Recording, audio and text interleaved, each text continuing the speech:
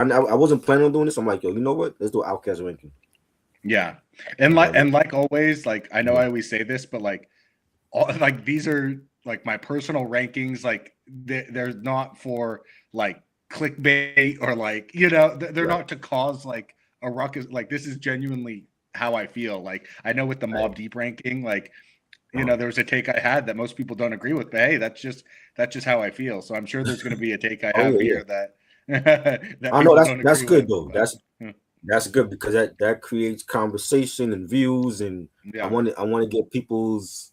I know people gonna have like different rankings on Outkast anyway, so right, right. you know what I mean. But yeah, I was like, yo, like we gotta do this because I'm like I think Outkast discography, except for one album, is flawless. But the ranking that Spin Magazine had, I'm like, bro, like y'all gotta remember, Spin Magazine is not for our culture anyway. This is for pop music mainstream.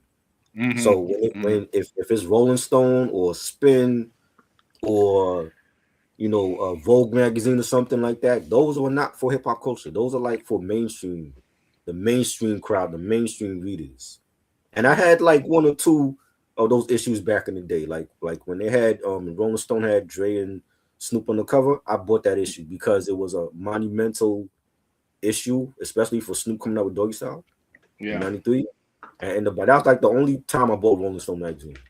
Spin yeah. magazine, I never bought a Spin magazine, but it was around. We heard about it, but now it's like I feel like Complex and Spin, a lot of these mainstream platforms like throwing out these lists, people get upset. I'm like, y'all realize like Spin magazine was never for us. It was always the Source magazine and Vibe magazine, and we had rap pages. It was never for us.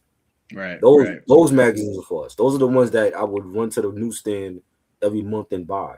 But when Spin magazine put out a list, I'm like, bro, like it's Spin magazine at the end of the day. Yeah, You know what I'm right, saying? right. So but and I was like, yo, let's do this ranking. This was like sometimes I'm gonna do something spontaneous where I'm not gonna plan it, and I'm like, yo, this is one of those times where I'm like, yo, we got to talk about this Outcast Yeah. discography 'Cause because I I've love never. Outkast. I'm a Mm. huge Outkast fan. How did you get into Outcast like growing up? So funny enough, the first and I believe only song that I downloaded off of LimeWire Mm. I was remember. "The Way You Move," Okay. because I had heard it, and I was like, man, like what is? So this was like when I was probably I don't know, maybe 10, 11 years old, something like that. Right. Um, so um, so it's just like a funny memory I have because I was Mm. so scared because it was like my family computer. So and I heard like LimeWire can just like destroy it. So I Mm. downloaded the one song, I got it on my Mm. iPod, and then I was like, you know what? I'm gonna not use that again because I got what I wanted from it, Right. and I don't want to crash the computer. So Yeah. that was my first introduction to it. To Outkast was just kind of hearing that. I must have heard it either on the radio or a friend was playing it. Mm. And then uh, yeah, and then they've always been kind of a staple because uh, when their breakthrough album came out, Mm. I would say their mainstream breakout album was Uh, Speakerbox, The Love Below, mm. because that had like the mainstream hits on it. Right. Um, and that's when I kind of really got into them, and then I listened to their full discography Mm. there, and uh, again, I got to bring them up every time. But Mm.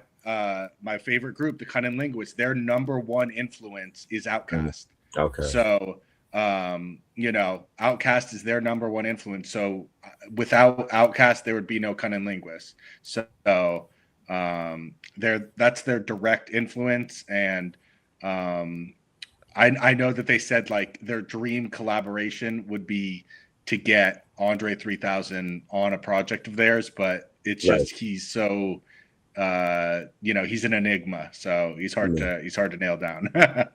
And it's funny you said you consider the Speaker Box Love Below their mainstream album, but I never heard I think nobody say, so. say it like that. So to you, that's like their breakthrough album. Because I never heard nobody say. I mean, at that point, they were like already like on the tail end of the group, like on their way out, but I not think it was. officially. I think Yeah. that's because of my age. Because that. Let's see. When did that album come out? That was like what, 03, 02, 02, 03, something like that.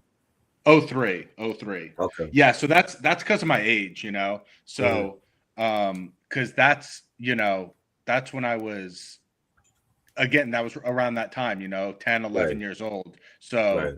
before then I wasn't listening to hip hop like that. Okay. So I think it was more of an age thing. And then like when Mhm. Hey Ya came out, like that was like, I think it still is like their most popular song. Like for people who aren't even into like hip hop or don't really know Right. Outkast, like they'll know that song. Right. Yeah. Um, so Um. that's why I say it Mhm. was their most mainstream album, but I Right. probably should restate that and say it had a lot of with Hey Ya Right. and the way you move, and just it had a lot of mainstream appeal with Right. their song, with some No, songs but on it. that was your introduction to them though, right? That was like Yeah, your yeah, breakthrough album for you from them. But like yeah. That to was me, yeah, their breakthrough. I don't want to say breakthrough. Like when people, at least over here on the East Coast, I would say, I think when people, a lot of people over here wasn't bumping their first album in 94 when yeah. Southern I can Basic see came that. out, right? So when 96 comes and you had Angie Martinez on Still at Hot 97 when she had her own show called Battle of the Beats, right? And it'd be like a show where like 5 days a week she'll put up like a new song against another song, and if for the whole week people call in and they vote for whichever song wins, and then that go to like the Hall of Fame and that wins out the whole week. So when Elevators come out in 96 and people are calling up for the song, and I forgot what songs went up against it at that time, but it Hmm. won, and that was like one of the Hall of Fame songs for Battle of the Beats. And then that's when New York really got put onto Outkast in '96 when their second album Okay. dropped. But that was When like, AT yeah, aliens. right. So for AT Okay. Aliens, that was like the breakthrough for New York. For Okay. everybody else, I would say Aquemini Right. was like the breakthrough album for them. Right. And them coming up with Rosa Parks, that caused a lot of controversy. And then Right. they had Skewed on the Barbie with Raekwon. That's the first time you really seen Outkast collaborate with like an East Coast, artist. Right. You know what I'm saying? So that was like their breakthrough, and then of course you had Stankonia and Speakerbox Lil Blue and all that. You know what I mean? So Right. I want to say like Aquemini was really their breakthrough, but for East Coast it Okay. was Eight Aliens. Okay. You That's know what I cool. mean? That's cool to hear that AT Aliens like got love kind of right out of the gate from the East Coast, because I Yes. feel like it's one of those albums that like it's a masterpiece, yet I Mhm. feel like it's one of those albums where like it drops and then people don't realize it's a masterpiece like right away. Right. Right. And it's always been my favorite, just based off of the production, the album concept with the Yeah. the story of our at that time when we had the Source Awards and the Outkast wins. Big Boy gets up on stage. He says, the South got something to say. That changed everything for them and Right. for Southern Right. artists. And it came with a comic book. Just that whole content. And I've always been into science fiction Mm. and Did you horror. get the So comic book? the OG copy, well, it has the book that adds the comic book. Mm-hmm. You know what I'm saying? And a lot of their singles from that album, if you look at the single covers, it has like the illustration Yeah. that's reminiscent of the AT Aliens album. That's You know what I'm cool. saying? So like growing up and I'm watching like ET and Cocoon and so many other Close Encounters. Those are like some of my favorite movies in the Yeah. 80s growing up. Yeah. You know what I'm saying? And a Yeah. lot of the stuff Steven Spielberg was doing, John Carpenter, you know what I'm saying? And I felt like they incorporated that in their second album. They You know did. what I'm saying? 100%. Yeah. And even the production, like, when you hear the intro, greetings, earthlings, and then Yeah. Two Dope Boy Yeah. starts that was a perfect way to set off that album. Like this, the whole tone of it. But Yeah. even at that time, before the album came out, there was a lot of college radio stations I was playing joints from the album. You know what I'm saying? There was Stretch and Mobito was playing that. You had Mm, DJ Mighty Mai from High and Mighty. They were playing. He had his own radio show at that time. He was playing joints from it. You had Special K and Teddy Ted. They were playing joints. So they were already upon like what was coming out from Outkast by the time the album drops in '96. And then I think the Angie Martinez show really helped the New York get put on to their music finally, because like before, like I said before, then they wasn't playing Outkast on the radio here. Like we saw Outkast like from Video Music Box and Young TV Raps, Rap City, but New York radio wasn't playing something playlistic. So it's right. I remember buying the album and putting friends on at that time to Outkast and to Bone Thugs and Goody Mob when they wasn't trying to hear it. They were like, them niggas is work. So I feel like Angie Martinez had a real big part to play in this New York being put on to their second album. And then of course they went back and they played something playlist and they're like, oh well, we missed out on this. But if it wasn't for her, maybe they could have still been sleeping on Outkast. That's You know what I'm great. That's saying? great. But Yeah, that's great that the fact she that was able to do that. but like and then like when they showed the Source Awards in '95, that was broadcasted here on New York television. So it was like, it was like 1 in the morning, 2 in the morning, where I'm staying up and I'm watching that and seeing what Outkast had to say. So everybody saw that. So it wasn't just East Coast, it was the West, the South. Everybody saw what them Outkast winning, and then it was like that really changed. That really ushered in the South, the Southern artists at that point. You know what I'm saying? When he got up on stage and said that, and you know, but Criminal, when they did the collab with Raekwon, Wu Tang was already huge at that point. Wu Tang Forever came out, it went like multi platinum. Their first album went multi platinum. They were already huge. So to see Outkast finally collaborate with a East Coast artist, that was dope. And I was like, okay, so that's when really like people really started to check with him over here was AT Aliens and the Criminal. You know what I'm saying? Yeah, yeah. But And for then me, Slick Rick also. Slick right, Rick on right, the right, right. remix. They did the street talking joint in '99 for all the storytelling, right? And they had all the Hmm. storytelling the joint on their album. It's that Yeah. the version on the album don't have Slick Rick. They have to do Yep. the remix with Slick Rick. The remix. Yep. Yeah. So it was like having doing the remix with Slick Rick and then the joint with Ray. That's what Mm. really had New Yorkers start listening to them. You know what I'm That's saying? dope. That's For dope. for for me, it was when the video came out, when Players Ball came out, and I saw the Yeah. video, and I didn't know who they was, but I liked the song, and that was on the LaFace Christmas album that they Yeah. put out. And I never bought the Christmas album. I remember when it came out, and I've always liked the song, and then not even knowing like the Puffy ended up directing that video for them. And we didn't know Right. that at the time. Like I didn't know that till like maybe last year that he directed the video for them. But that was always a dope song to me. And then when the album came out for that, I think they were already on their second single. You know what I'm saying? And then I ended up getting it. But it's dope. It's definitely my so how we gonna do this? Like I want to show the ranking first before we gonna do it, because we gonna do it like from 6 to 1, right? We do like our least Uh, favorite and then our best. let's do it. Yeah. Let's go Okay. worst to first. I want to show people the list, because Spin Magazine put out this list. I saw the list maybe like two Okay. days ago. They put up a list of their Outcast ranking of all 6 albums, and Okay. people was pissed off of the ranking. This is the ranking here, and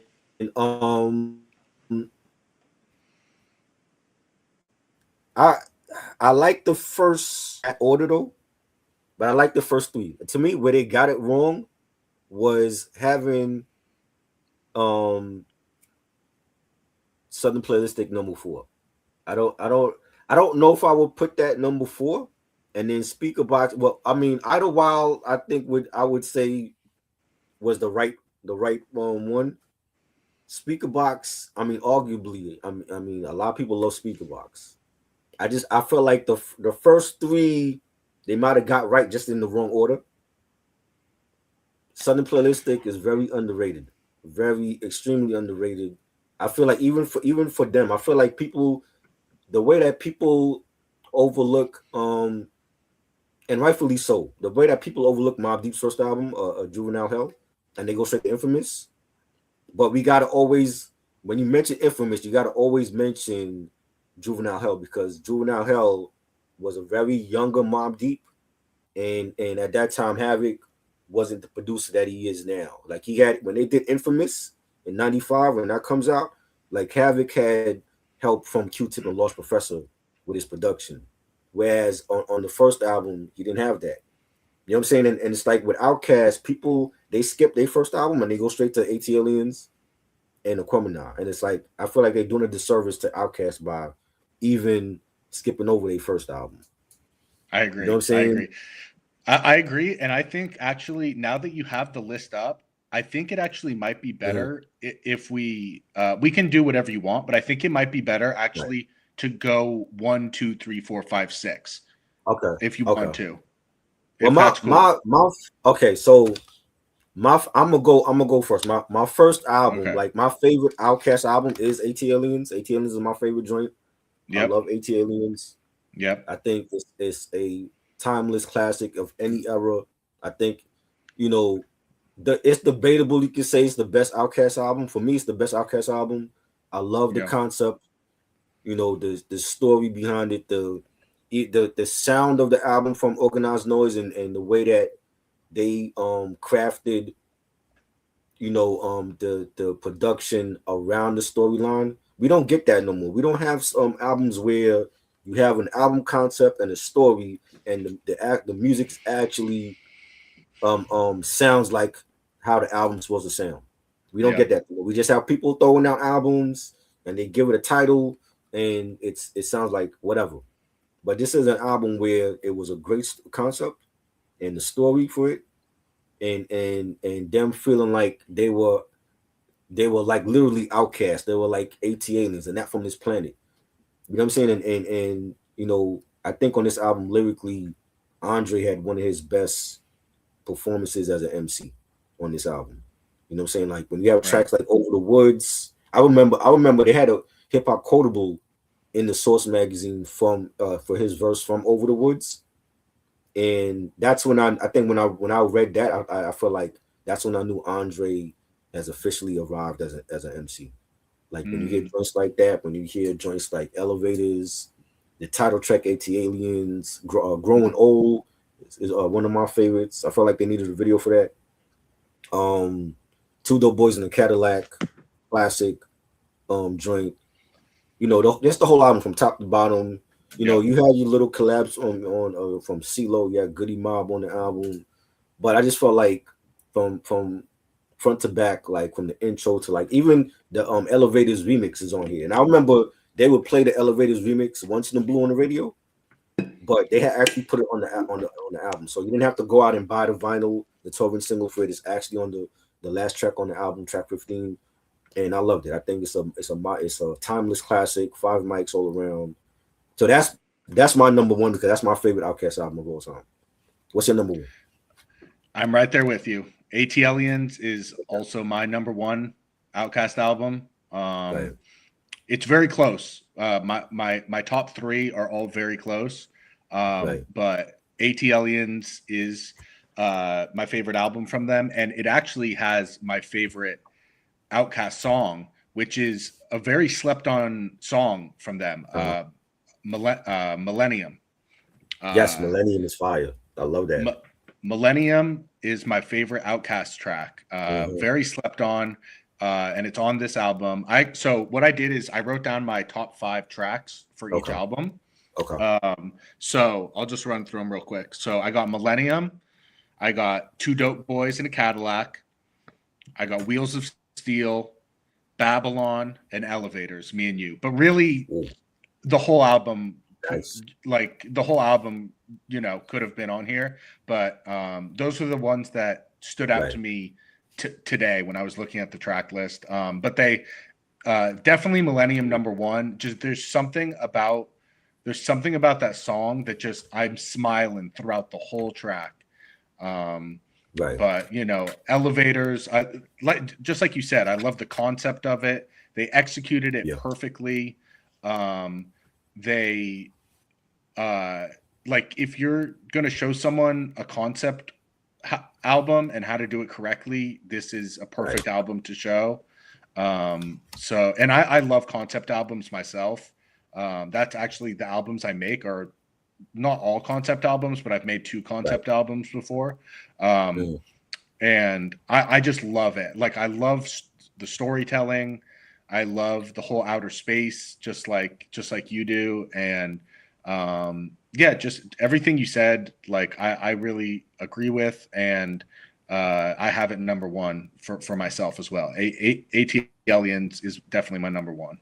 Also, wow, we both agree on the album ranking for one. So for at least for number one, I think That's why I it's wanted gonna to be go one. different. That's why I wanted to go 1 through 6. Like that's why Right. I wanted to start at the top because Okay.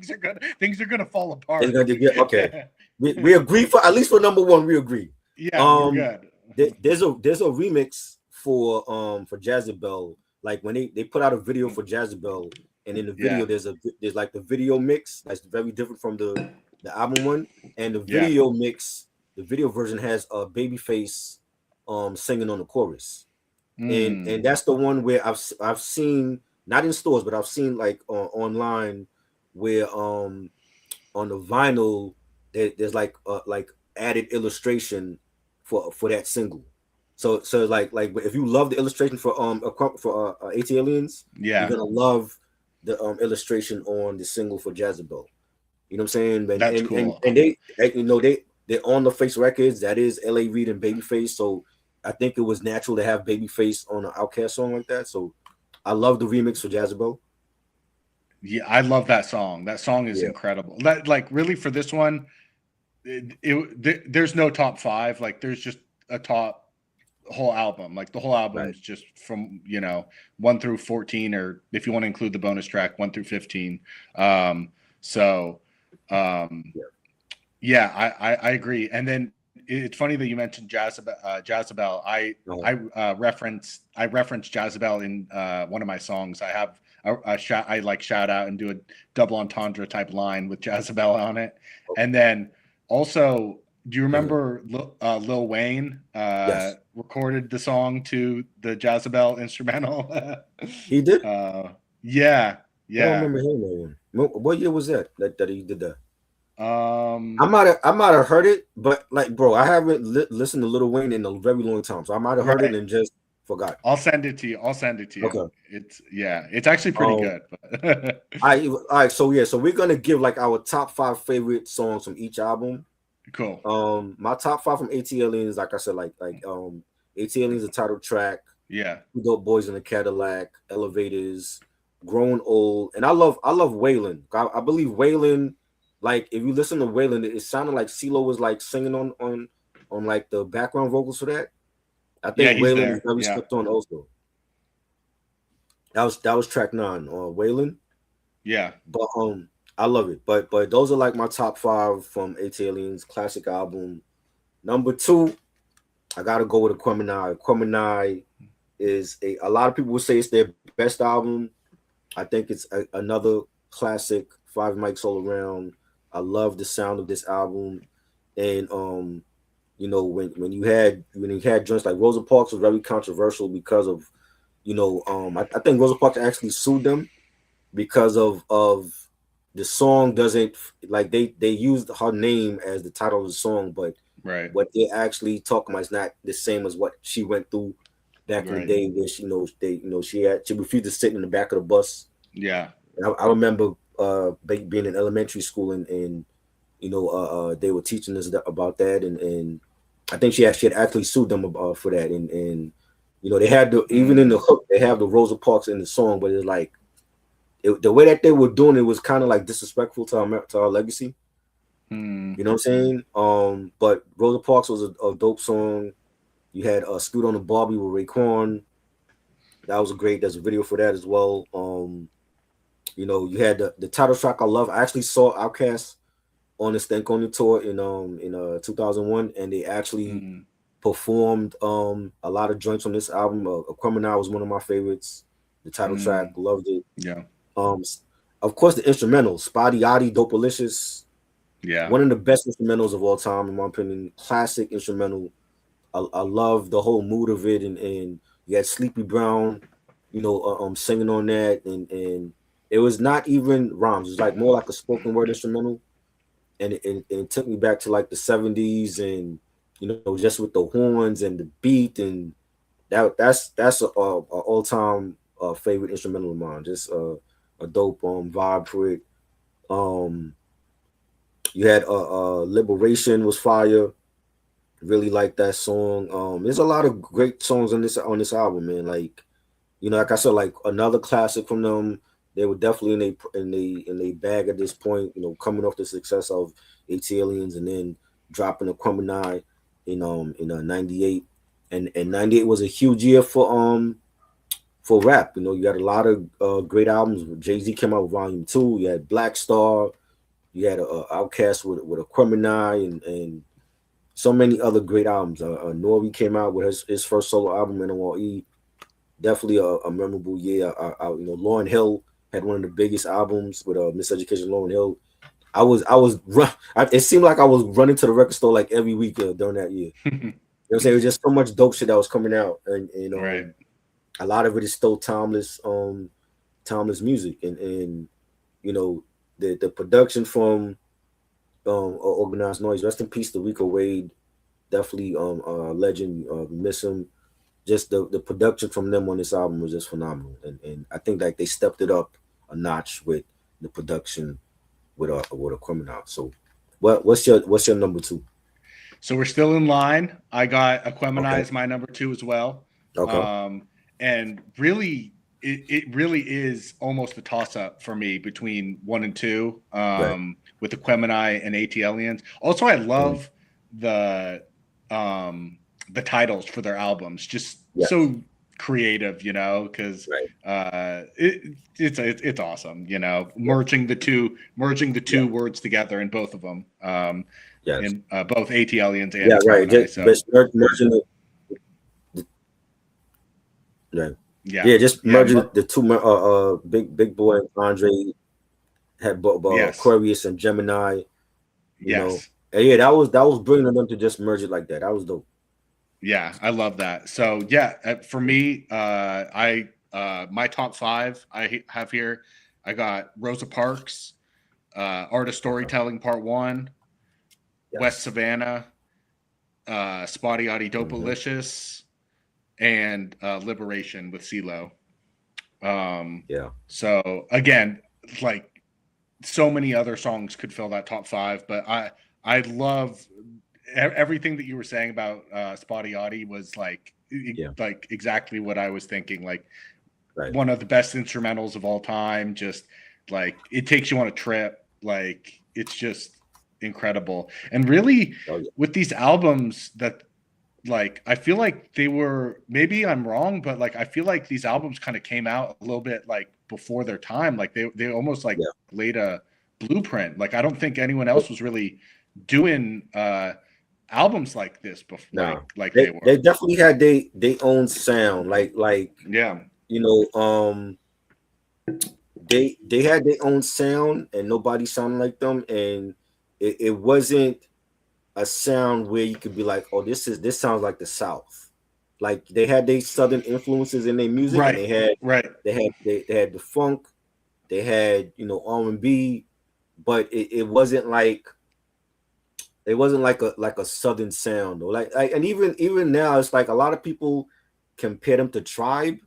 I see a influence. I don't think they're necessarily the same as Tribe Called Quest. I think Tribe had their own sound. Yeah, Outkast had their own. I don't really see that. Yeah. Yeah, you know what I'm saying. But they Yeah. definitely have a sound where if Q-Tip or Tribe wanted to collab with them, they would sound perfect on their Yeah, they production, would fit. Yeah, they would fit on and it for and vice sure. For versa. sure. Like if Outkast did something with Tribe on Low End Theory or Midnight Marauders, they would fit right in. You know what I'm saying? Right. Right. But I never felt like they had like they sounded like they were from the South. They had a Southern style to them, but it wasn't like that's the South sound because everybody in the South didn't sound like them. You know what I'm I saying? would Pieces say Mafia had, mm, yeah, I would say after their first album. Their first album is their most southern sounding album, you know. right, And then well, it Chris- even has it in the name, Southern right, Playlistic. So right, I feel like out of all their albums, their first album is the most, mm, southern. And then but then yeah, ATLians like if you were to guess where they were from, like you would right, really have no clue. It could be right. any they're from outer space. They're from anywhere, Right, exactly. Because even at that time, like when I remember in '92 when Crisscross came out and they blew up in Arrested Development, they really didn't represent the whole Atlanta. You know what I'm saying? It was like a lot of people felt like Crisscross and Arrested Development that wasn't they don't represent the whole Atlanta until Outkast and Dungeon Family comes out. You know what I'm saying? But for what Crisscross and Arrested Development did, they were from the South and they did numbers and they were like on the charts and had the big tours and the Grammy nominations and but when Outkast came out, it felt like that's what their people really represented what Atlanta was. You know what I'm saying? right. And you know they were just different. Like nobody sounded like them. Nobody on the West or the East sounded like them. They just had their own. Even now, they just have their own style. Like when you hear Big Boy's No, sound is still Outkast. He still has his own sound. Nobody sounds like Big Boy. Nobody sounds like Andre. You know what I'm saying? yep, And they've been here for over 30 years. They're in the Rock and Hall of Fame. Nobody sounds like them. You know what I'm yep, saying? And that's just the testament of being unique and being creative and in your own lane and not worrying about what else is coming out. You know what I'm saying? A lot of right. lot of artists now they sound very similar. Outkast, nobody sounds like Outkast. You know what I'm saying? Yeah, From the way I that they agree. dress to the way that they spoke, their lyricism, nobody sounds like them. You know what I'm saying? Agreed. There might be Yeah, artists that's influenced by them, but nobody sounds yeah. like them. And that's yeah. I'm just gonna keep biting my tongue Uh, uh you because I mean no, I want you to speak your mind. You feel like there's people that sound like them? it's just I can't help but just bring them up. But Uh, the cunning you linguists feel are like Kenny Lingus sounds like Outkast? they are directly inspired by them, especially ATLians, Aquemini. Their sound is very similar. Um, they don't, of course, they're not going to sound just like them. I wouldn't Right, want them to sound like them, right, but they are directly inspired. And what Cunning Linguist does is all of their albums are very themed. Not all of right, them are concept albums, but they do mm, have several concept albums. And they're from the South, right? They're right, Cunning Linguists. They're from the South. So their mm, breakthrough album is called A Piece of Strange. And the parallels between that and ATLians there's a lot of parallels there where if you were to listen to that album, mm, you wouldn't be able to tell that this group is from the South, right, Like, so I'm just saying, like, if you love Outkast and you wish you had more albums from them, mm, go listen to Cunning Linguist because it's not obviously going to be the same, but it's the new generation because they kind of picked up where Outkast left off because Cunning Linguist's debut album was 2000, right, so and then their breakthrough album Piece of Strange was '06, so that was right. So their breakthrough album was right at Outkast's last album, right, and Cunning Linguist, they're still coming out with stuff. They're mm, going to drop an album this year. They come out with stuff all the time.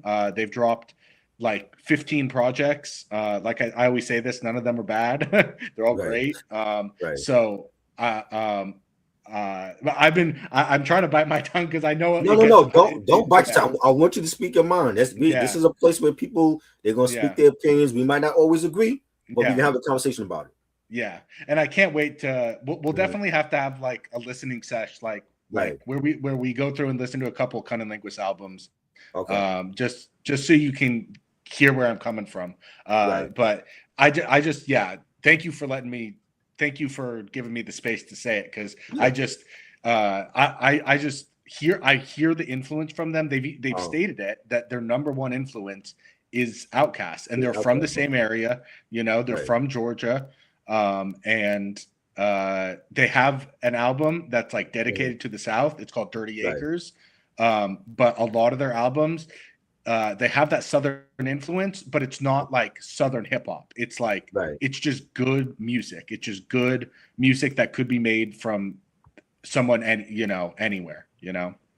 So See the influence that I hear, like last year when we were doing the best albums of 2025. A yeah, surprise to me was JID with right, his album I Do Like Ugly. When I hear that yeah, album, it sounds like a Crumini Stankonia.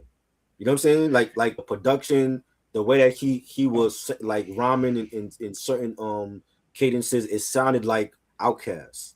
You know what I'm saying? yeah, Um, yeah. I mean, Future. I've never been a Future fan, but Future supposedly was like part of the Dungeon family. If I hear a Future song, he don't remind me of Outkast or Dungeon family at all. Yeah. You know what I'm Well, saying? At all. I've never I heard a think Future song. I'm Jid. like, yo, that reminds me of Outkast. Yeah. Well, I think the thing with Jid is that he's very lyrical, and so, um, and yeah, he has that sound. So I think Right, just like people who are able to like tell a story with great lyrics. But I get what you're saying, that it has that similar sound to it right, where it's unique. It's a right. unique sound. Um, but yeah, I hadn't thought of that, but I do agree with what you're saying. But yeah, people who are like just true lyricists who Mm, tell stories, who are conceptual and are able to uh, really like relate to the listener with those lyrics. You can kind of compare it to Outkast, because Outkast was doing that. right, I don't want to say before anyone else was, but right, they definitely before a lot of these new age rappers, right. and When I'm sure the new age rappers are influenced oh yeah. heavily by Outkast.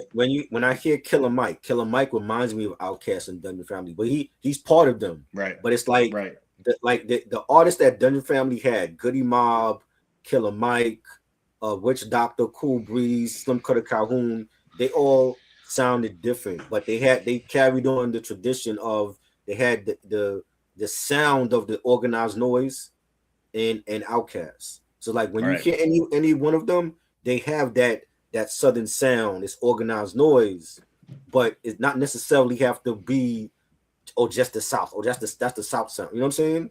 But yep, they carried that Dungeon Family sound for every album and even the solo stuff. Even now, like you hear Killer Mike's albums, he still has that sound.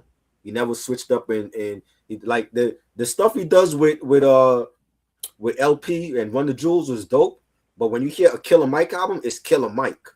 You know what I'm yeah, saying? Like he separated the Run the Jewels and his own solo stuff. You know what I'm saying? And that's what I always loved and, about what they stayed true to their sound. They didn't try to go trendy. And when I hear if I hear a Future song, I don't hear Dungeon Family though. And people say no, like, oh no. well, he grew up with he was like a part of Dungeon Family when he was young. I don't hear Dungeon Family in his music at all. No, no, no, no, no. That's no. I don't. No. I don't know what they're talking You know what I'm about. saying? I'm like, yeah, he could have been in the studio with them. It don't mean it rubbed off on him as an artist because I don't hear it. Yeah, yeah. No, not at all. Not You at know all. what I'm And saying? I actually prefer Killer Mike's solo stuff. I'm not a big fan of Run the Jewels. Um, They okay. I think I don't want I to say like Killer Mike's overhyped. solo stuff. I like his Yeah, solo stuff. I prefer his solo stuff, but Run the Jewels, Same. like the first two albums were dope. I do feel like their fan base is overhyped. I feel like they overhyped them. I agree. You know what I'm saying? I agree. I'm like, bro, like, come on. I like I get it. Like this is like the best time for LP as going mainstream because he's never been mainstream before, and he's getting his just due. But come on, like let's stop it. Y'all Yeah. act like every one of the Jules album is a classic. Right. You know what I'm saying? But they dope, and I'm glad that LP is getting the recognition finally. Maybe he had to do it like that. Maybe he had to link up with a Killer Mike so that he can get the respect that he deserves because he's always been a dope underground artist and what he did for Def Jerks and all that. But he never got no recognition mainstream wise until now, which Right. is sad. Right. You know what I'm saying? So, but like their fan base is overhyped. Like they overhype every release that they have. I agree. You know what I'm saying? Number three, I'm going with Southern Playalistic. I think this is their debut. I think it's highly slept on, and people for whatever reason they overlook this album. Like this is like Outkast Juvenile Hell, and that's not the case. When this album came out, even though New Yorkers was not up on it, I was up on it, and it was a fire album. I love Players Ball. I think it's a classic record, a great first single for them. The title track, Southern Playalistic, was fire. Crumbling Herb was one of my favorites.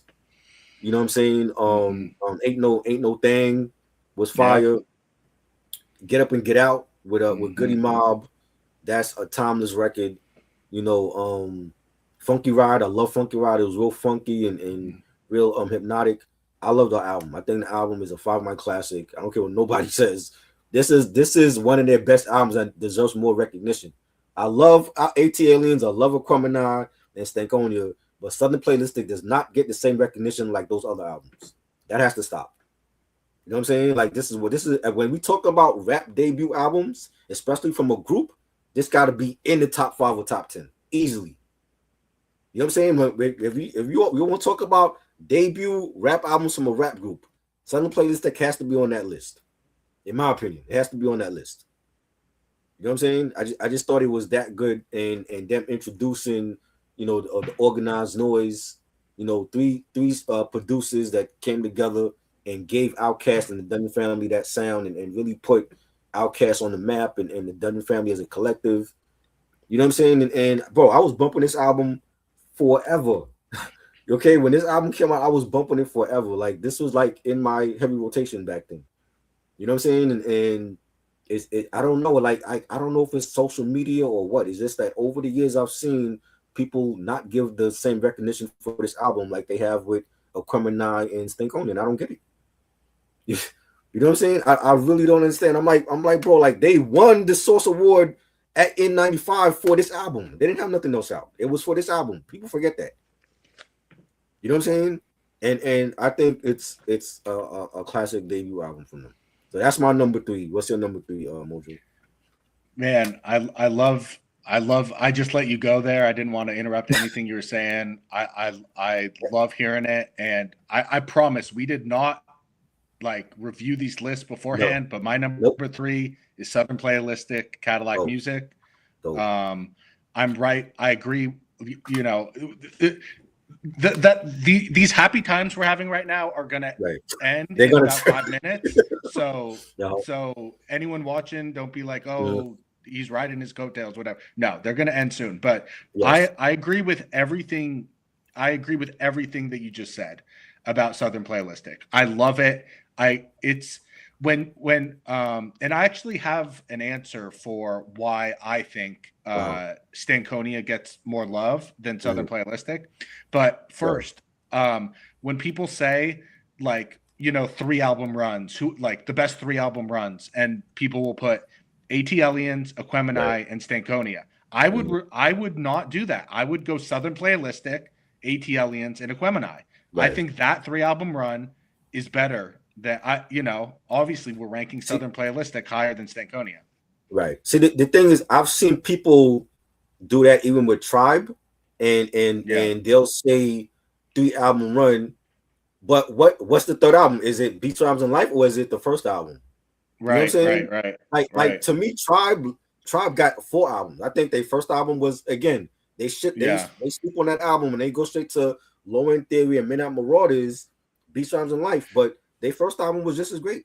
I think they That got 4 great albums. I think with Tribe, it's more of a question. For me, there's no question here. Right. Southern Playalistic for me is a much better album than Stankonia, and you'll Mm. see what I'm saying later. So, but why I think a reason why Southern Playalistic gets slept on and why Mm. Stankonia kind of takes that spot is Right. because there's 2 reasons. I Uh-huh. think because of the cover art.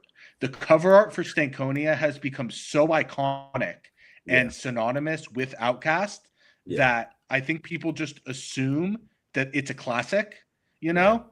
Right. Um, whereas Southern Playalistic kind of looks like, It looks kind of like it's not the Well, it's not the what's best. bad about It's this not the album best cover? The album design. cover is fire. I I'm like, agree, bro, but it's not it's not it's even not the as album cover iconic. didn't even have to hook me. Just listening to the album, I'm like, bro, for 94, they were already different. They Well, already no, sounded, they already had their own I lane at that time. I'm saying I this isn't me personally. I'm saying why I think the majority of people Yeah. have think that Stankonia is a classic and put it above is because of that iconic. You Right. see Andre 3000 with his arms Yes. out like this. Right. That's classic. That's Right. Outkast, Right. and it has. I know that Southern Playalistic has Players Ball, but Stankonia had more hits on it, had more Right. mainstream hits on it. Yeah. Uh-huh. So that's the reason why. But I'm in complete agreement with you that Southern Playalistic is top 3. I have it as my number 3. So let's see. I got Players Ball. My top 5 tracks. I got Okay. Players Ball, Ain't No Thing, Crumble and Herb, Get Up, Get Out, and Hootie Hoo. Oh, Uh, fire. so, and again, there's a lot more tracks that I could add to it, but I'm in complete agreement with you that it's so slept on. It's one of the most slept on debut albums. It's just one of the most slept on albums in general. It's Yes. definitely the most slept on album in their discography. I think so. So it's just real hip hop, and I love the album. I love that album so much. So we're in complete agreement 1 through 3. We'll see if we're still in complete agreement on this next one, but things might start to fall apart pretty soon. Salute to Sam. He said Stankonia artwork was influenced by There's a Riot Going On by Sly and Family Stone. Yep, I have that album also on vinyl. Right. I definitely see the influence. My number 4 is going to be Stankonia with the iconic album cover. You know what's crazy? When I first heard the album, I didn't like it. I didn't like every song on it. Like it took a while for me to really warm to this album. I remember when it came out on I think it was Halloween 2001, and I remember listening to it online. It was like a random a site that had like albums, and this is like 2000. after like 2000. My bad. This is after like well, like not after, like we still had Napster. I still had Napster at that time, but Napster was like going through the lawsuit or whatever. I remember hearing it online and not liking some of the songs on here, and I had certain ones like Red Velvet was one of my favorites, and I liked of course So Fresh So Clean and you know and Explosion, but there were other songs that I didn't like, and like years later it took a while for this album to really warm up to me, and now I feel like it's a dope album. You know what I'm saying?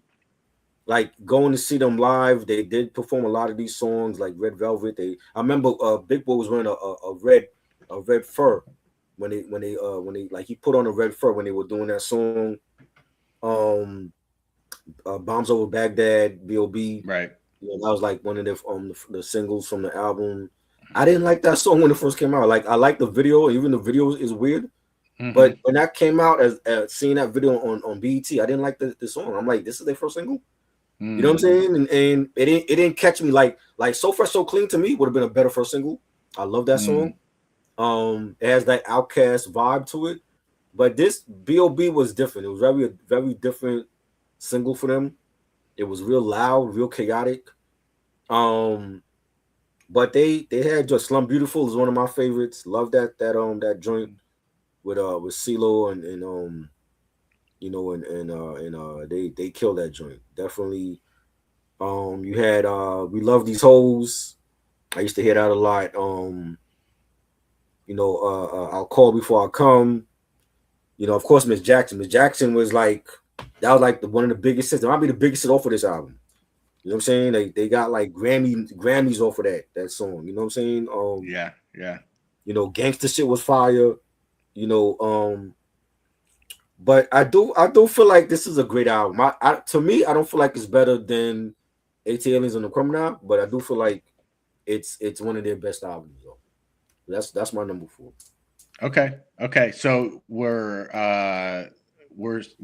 starting to split hairs now. So Right. so My number 4 is Speakerbox, The Love Below. Okay. I got Speakerbox, The Love Below as my number 4. I Right. think that there's I think the first 3 that we named Yeah. that we named are in a tier of their own. Right. And uh yeah, uh the whole world was on That was on the soundtrack. Speakerbox. No, That that was on. that was on the Oh, is soundtrack. that? I think he was on Speakerbox. No. Nah. I believe that was from a movie soundtrack, because I have the single for it, but or they put it on their greatest hits album or something at that time. Oh, right. Yeah. That's on their greatest hits. Yeah, that Yeah, was a it's on the lone greatest hits. single Yeah, greatest hits. Yeah. yeah, But anyways, so I got Speakerbox Love Below for I did enjoy it, but again, their first 3 are on like a tier. I feel like, like S tier up here, and then this one it's a tier below. I did love obviously I love a lot of their stuff. So let's see. I got my top 5 tracks here. Okay. I got Hey Ya, I got Roses, I Mhm. got Take Off Your Cool with Nora Jones. That Right. was a great track. I love that track. I love Nora Jones. Mhm. Dracula's Wedding, Oh yeah, that's my favorite. and and Happy Valentine's Day. Oh yeah, So it was a cool mix of rap and R&B. Um, I really like R&B, so I really enjoyed the B side, or yeah. the whatever you want to call it, Right. the Love Below. Love Below. Yeah. So yeah, so I think that this is for sure. I feel very confident in putting it number 4 for myself. Again, another kind of iconic album art there. Again, a different concept. I wonder why. I wonder. Well, not I wonder. I know why. They had 2 solo albums, and instead of just Right. releasing them as solo projects, they just Right. put them together and dropped it as an Outkast project. And that's So why that's that's why why you have people. it rated lower. Yeah. Right. No, but no. But that's Um, why people get it confused, that they think it's an oh, Outkast album. It's not an Outkast album. It's 2 group yeah. members from the group Right. releasing their debut solo albums together. That's how La Right. Face packaged it. But I also feel I could be wrong, but I also feel like maybe that's a reason why you have it lower, because I've heard you talk about how you really and I agree that like Mm. Outkast, they shine when they're on tracks together. When they're not on tracks together, it's good, but Mm. it's a lot better when they're on the tracks together, which I agree Right. with. Yeah. Sam Yeah. said, "Ghetto Music is my favorite song on Speakerbox." Uh, Um. let me see. Yeah. Sam said, Um, "Ghetto Music." Ghetto Music. well, I think that that was on Speakerbox Low Below. um, If I'm mistaken. yeah, Yeah. yeah. Oh yeah. You know what? That was my bad. I read off. Those were my top 5 from the Love Below. So Right. I did my top 5 from Speakerbox. So my top 5 from Speakerbox are The Way You Move, Ghetto Music, Unhappy, War, and Flip Flop Rock with Killer Mike and Jay-Z. Right. So I did a top 5 for both That's of them, right. because they are kind of 2 separate albums conjoined into one. Right. That's fine. But Definitely. yeah, that's my number 4 is Speakerbox Love Below. All right. Number 5, I got Speakerbox Low Below. Mm-hmm. I got those. This is 2 solo albums put together in one, and I think it was too early for them to put that together, though. What do you think? You think it was too early for them to do a double album when it's 2 solo albums? I can't really speak on it because just my age. Right. I wasn't, like I said, this was kind of my introduction to them. So Mhm. it's hard to say. I do agree that it would have been, I'm sure they had plans to release it as, maybe they didn't, but it seems like, why would they just do two solo albums if they weren't planning on releasing them as solo albums? And then, Mm. and then something changed where they were like, you know what, like it'll sell better. And Right. like I bet I maybe I'm wrong, but I believe this debuted at, number one, right? Yeah. I would Yeah. assume Yeah. on This Billboard. was this So was huge. yeah, so It, if they released it as separate albums, I doubt mm, it would have. I doubt it would have done as well as it did, being released together. So this is yeah, like during the TRL era, so every day we're seeing the Hey Ya video on TRL. It went to yeah, number one. It was a huge hit. For Big Boy, you had The Way You Move with Sleepy love that Brown. one. That's one of my favorite ones. I think that was. I think I mentioned that earlier. That Yeah, that, that was my first introduction when I downloaded that song off LimeWire, right. and that was my first introduction to Outkast. Okay. Oh yeah, yeah. That was huge. That was a huge hit. But they was going through like issues. Like they were not they were like clashing at that time, and I've heard stories about that, and you know I think that had a major part to play in why they released it as a double solo album project, not an Outkast Mm, album. But right. for the first time ever, you have two members from the same group releasing their debut solo albums together. That's how that. This is why people get confused and they call it out. It's not an Outkast album. It's an Outkast project with the two members releasing their debut solo albums together. That's how they did it. Mm, And then later on, they I think they sold it separately. You know what I'm saying? Like you can buy Love Below separate, you can buy Speaker Box separate. But when it first came out, it was together like this mm-hmm. as a double album. And I do love Love Below more. I think Love Below was more creatively, it was better. The production done by Andre, it was better to me. Speaker Box was dope, but that's not my favorite Big Boy album. My favorite Big Boy solo album is Sir Lucius Left Foot, son of Chico Dusty. That's to me is his best solo album. Mm-hmm. Hands down Mm-hmm. to me. That's the best solo album. You know what I'm saying? But Speaker Box was dope. But I love Love Below more than Speaker Box. And you had even Andre, even though that they were going through issues as a group, you had Andre producing joints on Big Boy's album. And Mm-hmm. he's on Roses, you know. Yes. Yes. That's why it's low. It's not low because of it's a solo album. It's just low for me because I don't feel like it's a classic album though. That's the thing. Like for me, Love Below is a classic, but I don't think Speaker Box is a classic. I think for Okay. for the one true Andre solo album as Andre 3000, I think that's a classic album. Like I will put that when people sit up there and they shit on Lauryn Hill and they be like, well, Lauryn Hill got one album, but for that one album, it was impactful. That's why she's Right. nominated right now to go in the Rock and Roll Hall of Fame because it was an impactful, game changing album. I think Love Below is the same type of album. It was game changing. It was a classic, and it's his to me it's his one true album. Like I'm not counting all that fluke shit and that piano album that he did. His one true classic Mm-hmm. album is A Love Below. You know what I'm saying? Mm. And it, to me, had better singles. You had like you said, Dracula's Wedding with Khalees, one of my favorites. Yeah. I Yeah. love that song. You had She Lives in My Lap, Hey Prototype. Yeah. It's a genre. Roses. Yes, Roses. It's a genre. You can't fit it in one genre. It's a genre bending type of album. Like the same like Yeah. when we look at Miseducation, Lauryn Hill, and people still have that debate of is it R&B, is it rap? It's both because she was that talented that she could do both. There's Yeah. songs on there where she's just singing, and there's songs where she's rapping and singing because she could do both.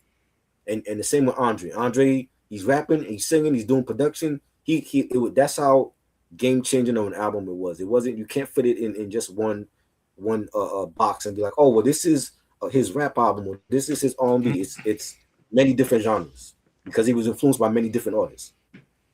You know what I'm saying? Speaker Box, like I Right. said, Speaker Right. Box was dope. They had some dope joints that I liked on there, but I don't think it's a classic album. I think Love Below is the classic from their debut solo albums, and that's why I put it at number 5. I don't feel like it's better than the first 4 releases from Outkast. Okay. Yeah. You know, I don't have an argument there. I think you made some valid points for sure. And I see where you're coming from 100%. You know what I'm saying? Yeah, like I said, if people that are still confused on the album, you have to blame LaFace. LaFace, this is LaFace's bright idea to release both debut albums together as an Outkast album. It's not an Outkast album because they're not on all the songs Right. together. Yeah. Okay, they did like one collab on the album, and then Big Boy did like, I think he produced like 3 songs on Big Boy's Speaker Box album. But it's not an Outkast Right. album. It's the group Outkast. It's an Outkast project, but it's Right. not necessarily an Outkast album. It's just the 2 group members of releasing their debut albums together. And they've never done that with no other group. Mobb Deep never did that. You know what I'm saying? Tribe never did that. Like this is like the only time it's been done where you have the same members from a group release their debut album, solo albums together. So that was LaFace bright idea. That's why people get confused now. I've been on platforms during the pandemic and people tell me, look, this is an Outkast album. I'm like, it's not an Outkast album. It's an Outkast project with 2 solo albums together.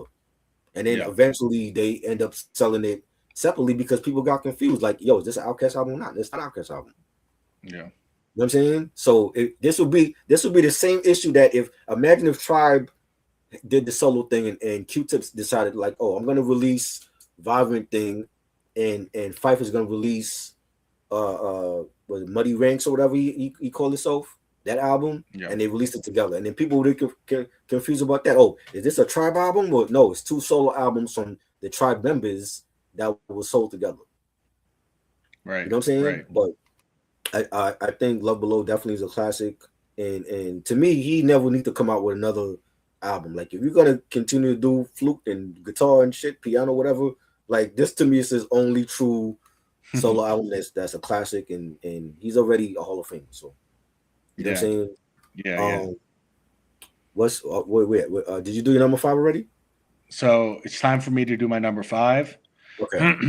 And things are going to get spicy here Uh-oh. because I got Idlewild. I got Idlewild over Stankonia. And What?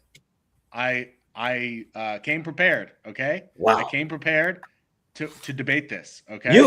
I want to know why you feel like Idlewild is that great of an album. All right. So first, I'm just gonna speak based on facts. Uh-huh. So these are just facts, okay? Right. Idlewild has 25 tracks. Uh-huh. Stankonia has 24 tracks. That's just I'm just taking the whole thing. So hey, are we really doing the numbers thing? I mean, I could name a recent double album by J. Cole that had like 24 tracks, and people was calling that a classic. That's what I'm saying. Hold on and wait till I'm done with all of the numbers. So so that doesn't matter, but it's part of the bigger picture. Okay. Okay. So Idlewild, 25 tracks, Stankonia, 24 tracks. Idlewild, 6 interludes, Stankonia, 9 interludes. Okay. And for me, Idlewild has 7 great tracks, and Stankonia has 5 great tracks. Wow. Okay. 5 great tracks. Are those counting the tracks that you named from Stankonia? I haven't named the tracks yet. Okay. So the tracks and the interludes, that's just fact, right? The great tracks, that is opinion. So this is why I have it ranked above.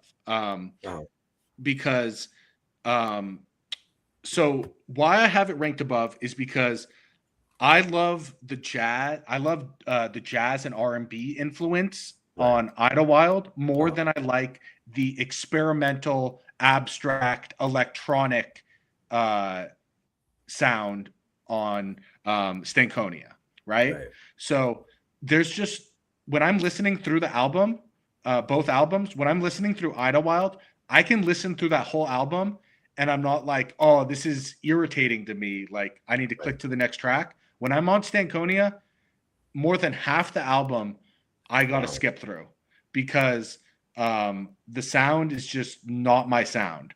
So, the five great tracks on Stankonia are So Fresh, So Clean, Mm, Miss Jackson. My favorite is Spaghetti Junction, mm, Bombs Over Baghdad, and Humble Mumble. Those mm, are the five great tracks on Stankonia. And I believe, or for me personally, mm. those are the only tracks that I go back to, really. Really? Yeah. Okay. Um, and on Idlewild, they there's a bunch of tracks that I go back to. So I love Peaches. I love Peaches is dope. Idlewild Blue. Yeah, Idlewild Blue. Oh, Into You. mm, Morris Brown. The Train. The Train is my favorite track on that whole album. okay. Bugface and In Your Dreams. Yeah. So I got set. So I have 7 great tracks versus 5 great tracks. I Right. have there's do some quick math here. So 24 tracks, 9 interludes. That means there's 15. That means 15 tracks on Stankonia with not counting interludes, and Right. so 15, and only 5 of them I go back to. Okay. Right. Right. On Idlewild, you got 25 tracks, 6 interludes, so 19 tracks. So bigger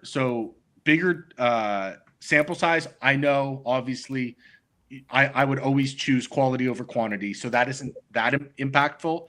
But I would go back to those 7 tracks on Idlewild more than I would go back to the 5 Wow. tracks on Stankonia.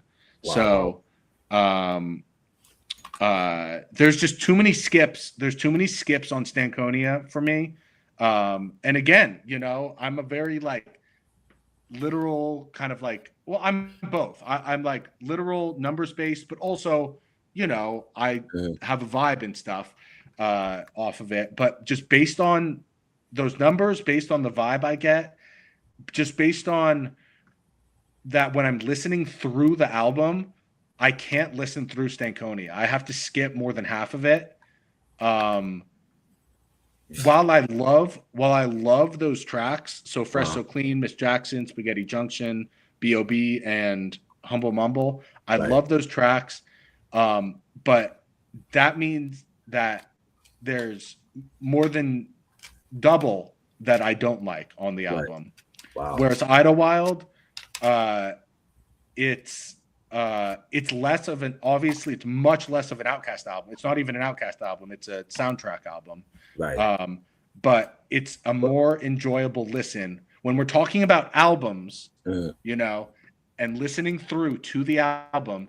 It's a right. more enjoyable listen for me than Stankonia is. So there's my spicy take. Okay. I'm glad that we waited till the end and we didn't Mm, start out with this because right. we agree on 1, 2, 3, Yes. and we agree on Speaker Box being a little bit less than, Right. but I got Idlewild over Stankonia, Wow. and that is my big hot take. Those are their 2 worst albums in my opinion. Number 6 for me is Idlewild. I think that's the part that Spin Magazine got right. Now, when I heard this, I do like the first single. Morris Brown was dope. That was the first time that I heard of Janelle Monáe. That she was Yeah, on that joint with what's his name? Scar, I think his name was. yeah, And I remember seeing the video, and that had like a Howard Homecoming, black college sound to it. With the mm, big band drums and everything. yeah. I do like that song, and I like Peaches, like you mentioned, with Sleepy Brown, and Scar was on that, and I like Hollywood Divorce with Snoop Dogg and Lil Wayne, and Yeah, that's a Lil yeah, Wayne feature that nobody talks about. I think when we right. talked about Lil Wayne, I saw Math Hoffa and Rory and Mal, and they were debating about Lil Wayne and Ross. I'm like, Lil Wayne don't even make good music no more. Like Right. his time is over. Like you don't. I haven't. Actually, the last Lil Wayne project I liked was the Collie Grove album with him and Two Chains. And Two Chains Mm, outshined him on a lot of those songs. But mm, as far as like his own albums, he hasn't made nothing good since Carter 4. I don't like none of that right. other shit after Carter 4. So Right. that and we talking about like Carter 3 was like his last classic, and that was like what 18 years ago. Yeah. And people still loving up for his past. I'm like, Lil Wayne don't make good music no more. He like for him to do a Super Bowl halftime show, what is he gonna play? You know what I'm saying? Like All his old stuff. but yeah, he would have to. What is he gonna play now past Carter 3 that he has that's great? But you could say the same thing about Snoop Dogg. Snoop Dogg would have to play all of his old stuff too. Well, with Snoop Dogg, but to me, Snoop had his missteps on certain projects, but he found his way through. Like his discography is huge. Like we covered the discography. He has some bad albums, but he has some slept on good albums too. And he has his Yeah, classics. It's not just Doggy Style. People look at Doggy Style like that's his only classic. He has some other classics after Doggy Style. You know what I'm I saying? With agree. with, I with agree. Weezy never got back on track after Carter 3. It's like he kept getting worse. Carter 4 was okay. It wasn't great. Carter 5 was like a bunch of unreleased songs thrown together. I didn't even listen to Carter 6. I'm like, I'm already over Little Wayne. You know what I'm Hmm. saying? So I'm like, they when they talk about Weezy, I'm like, they're still living off of 18 years old, 18 years ago, Weezy. He's not that same artist no more. You know what Yeah, I'm saying? And of and, course, and they were of having course. like that whole debate with him and Ross. I'm like, Ross makes better music than Weezy. Easily. It's not even a debate. He makes better albums, better music than Weezy at this point. You know what I'm saying? But Mm, mm. um, I know you got a debate. I know you got something about that too. Let me hear it. You're saying Rick Ross has They were makes debating about Ross and Weezy, and I'm looking at like that's a debate. I think Rick Ross makes better music than Weezy. He's had I far better albums than Weezy. You know what I'm saying? um Like when, I when you don't look at I don't when you look at Weezy's discography, for me the Carter trilogy 1, 2, and 3 is his best shit. After that, he have no other great albums that's as good as that trilogy. I yeah, my hot take here is I don't think Rick Ross has ever made a good album. But I mean, you got to be like a Rick Ross fan. Like I didn't start out as I hated Rick Ross in the beginning when he first came out with Yeah, pushing and everyday hustle and all that. I didn't like him, but when he right. was beefing with 50, and I think that was around the time that Deeper Than Rap came out. That's when I started to check him out, and he was making better music than 50 at that time. Well, okay, so to tie it back into Outkast, Deeper Than Rap is dope because it's got Magnificent, it's got Maybach Music too. Yes, yeah, Um, but as a whole, like you know how I do my rankings. I listen right, through albums all the way through and I rank each track out of 10 and then I divide to get the final ranking on it. right. Uh uh that album still comes out as one of the worst albums I've ever ranked. All of Deeper Rick Than Rap. Ross's Deeper Than Rap. Yep. Oh wow. Yep. It's his best. It's his best album, but or it's my favorite album of his. But Mhm. it's still it wouldn't even crack my top 2,000 Oh man. hip hop album list They, because I think I want to tie Ross. that back into Stankonia Right. because it's the same thing where he's got these massive hits. It's kind of got you see the album cover and it reminds you of, oh yeah, it's got Maybach Music too. It's got Magnificent. Those are Right. two fire tracks. It must be a classic album. But in fact, I'm skipping like basically the whole album. Like there The, might be like 4 or 5 good tracks on there. the thing is like when Ross was like already like on his sixth, seventh album, Weezy was dropping trash. I'm like, it's not even a debate. I'm like, Ross clearly makes better music than Weezy. Is that Weezy can still do features. He's still good at his features. But discography wise, I think Rick Ross has a better discography I than would Weezy. agree again. I would disagree with that for sure. I would 100% disagree with that. Are you a Little Wayne? You listen to Little Wayne? I used to. I You used to used a lot. exactly that's the key word. You used to. When did you stop listening to him? I still listen to his album. Like his album, The Carter Carter Six. Six? Everyone like it was in vogue to hate on the album and to call it one of the worst albums ever made. Like every influencer on Instagram, like just hopped on that train to say this is the worst album ever made. Like you know, like this was the worst album of 20 whenever it dropped. I think last year, right? 2025. So Yeah. like I listened to the album. I didn't think it was that bad. Like it wasn't great. I'm not gonna sit here and say, oh, it was great, but it wasn't that bad.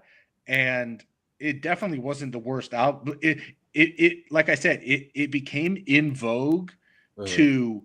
to hate that album and therefore hate Lil Wayne's new stuff. But And he, bro, like after Carter 3, you can tell the downfall. He started to slip with Carter 4. I agree. I agree. All those other albums, the I Am Not Human 1 and 2, the Rebirth, when he thought he was a rock star and he was walking I around didn't with the like girl. that album. I'm like, I didn't bro, like that album. you all of a sudden he started a skateboard, he got the Mountain Dew deal, and then all of a sudden he thought he was a fucking rock star. I'm like, bro, you don't So play guitar. Like put the guitar down. so like if we're saying Lil Wayne versus Rick Ross, I would definitely take Lil We Wayne. might have to do a whole live stream about that. I to me, if we did like album for album, I think Ross blows him out the water. You know what I'm saying? That like after Carter 3, I didn't like no. There's no album after Carter 3 to me that was a classic from Lil Wayne. I like No Ceilings. But yeah, that's a mixtape. That's not an album. That's a mixtape. His Oh mixtape yeah, game was always great. I'm talking about like yeah. his albums after Carter 3 was trash.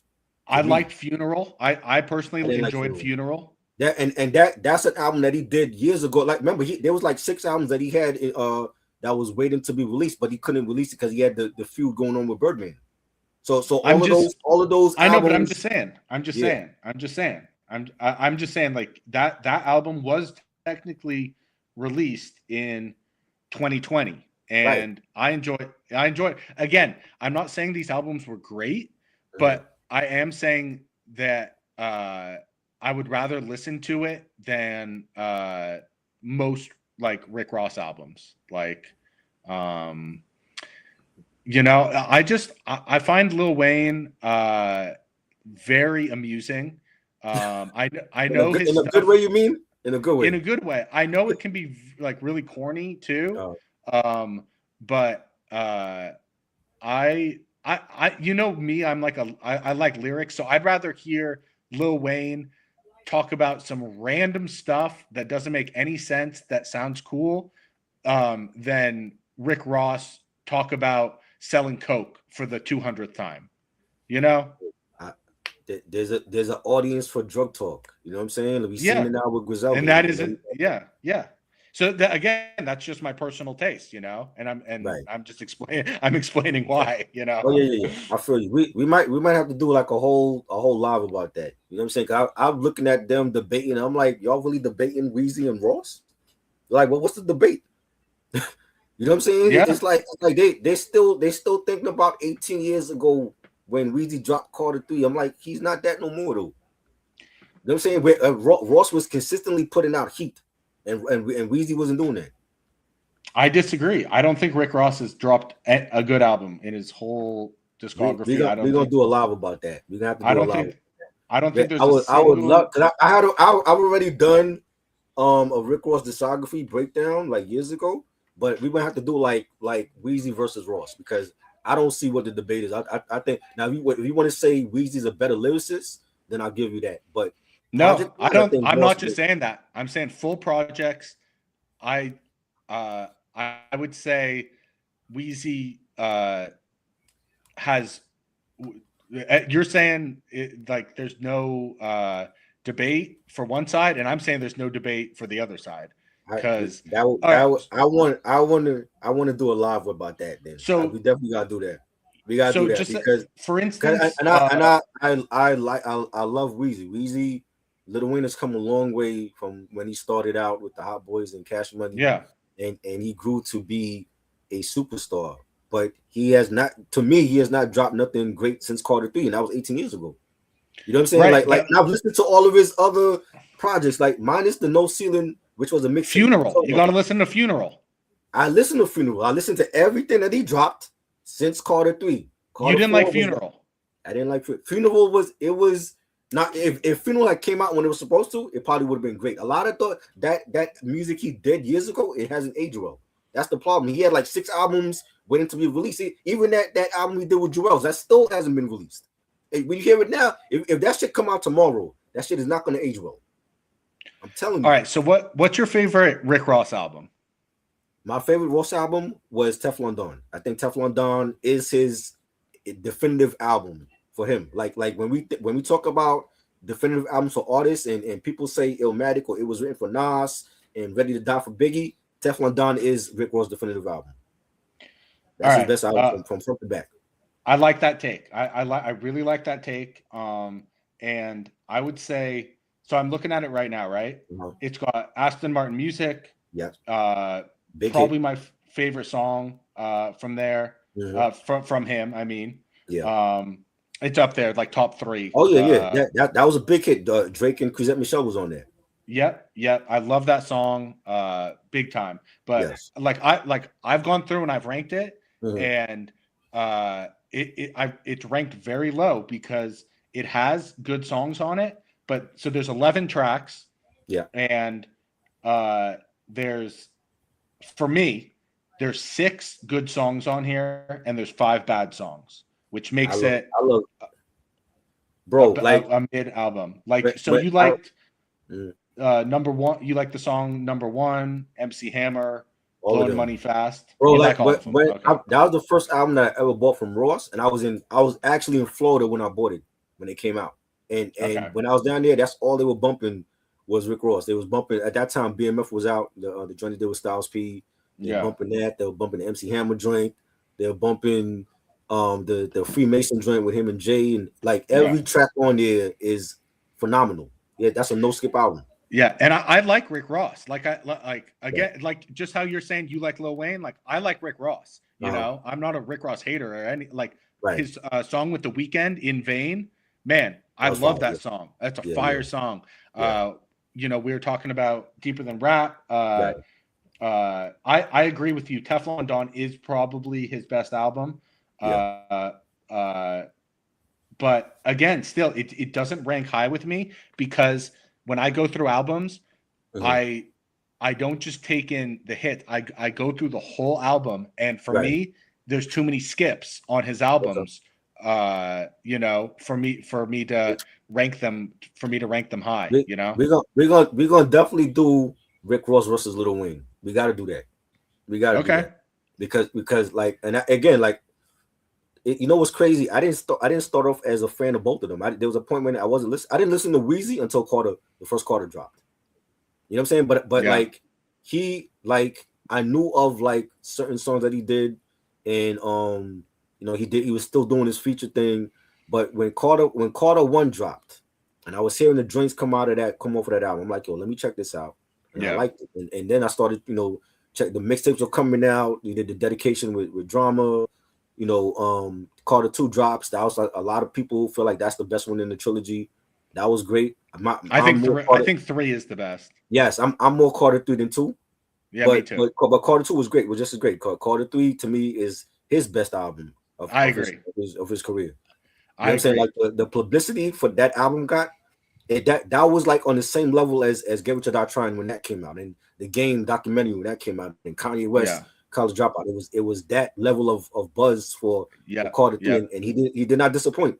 He did not disappoint. Every track on there was phenomenal. The features, the production, everything. There was a few whack tracks. You thought there was a few whack tracks on there?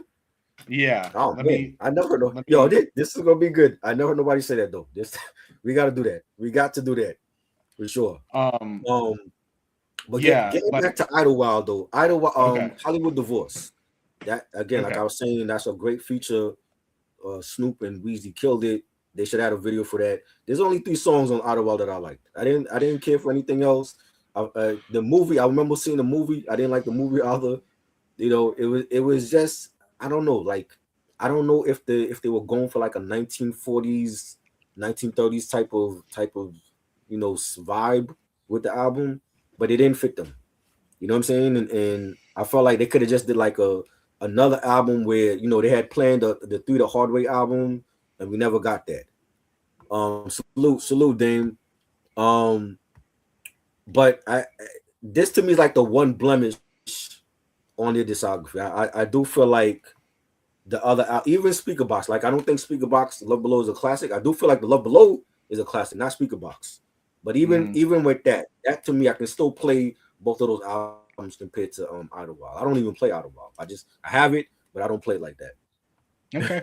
Yeah, The emotion, like, I like to shuffle it because normally I like to listen to albums like front to back, but with Idlewild, I like shuffling that album and just hearing some tracks on it because it is the album I'm least familiar with because because but again, I do like I love that like you said, like whether they're going for 30s 40s.